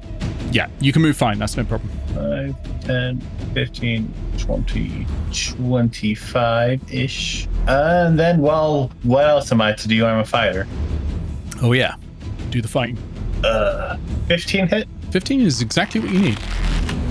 Cool, so I could roll an 8 and still hit it. Got it. Yeah. It's a sack of hit points. It's not got much AC. That's good. If it was actually a barbarian, it would actually have an AC of 18. But I just thought that's not going to be fun. 13 points of damage. It also 13 wouldn't be taking points. damage whilst in Mulch shape. Okay. And Well, effective damage. okay, what? It's bloodied. I thought it was bloody last attack. Oh, yeah. Sorry. It's still bloodied. Okay, I'm actually going to sharpshooter this one. Okay. I'm going to tell you this now. Right Yeah. now. Good that you're sharpshootering it. If you hit it with sharpshooter, you will do enough damage to drop it out of the Quetzalcoatlus wild shape, which has much less HP than a giant ape. If you do that, this bastard's falling to his death, okay? Yeah, because Wait. that's 17 to hit.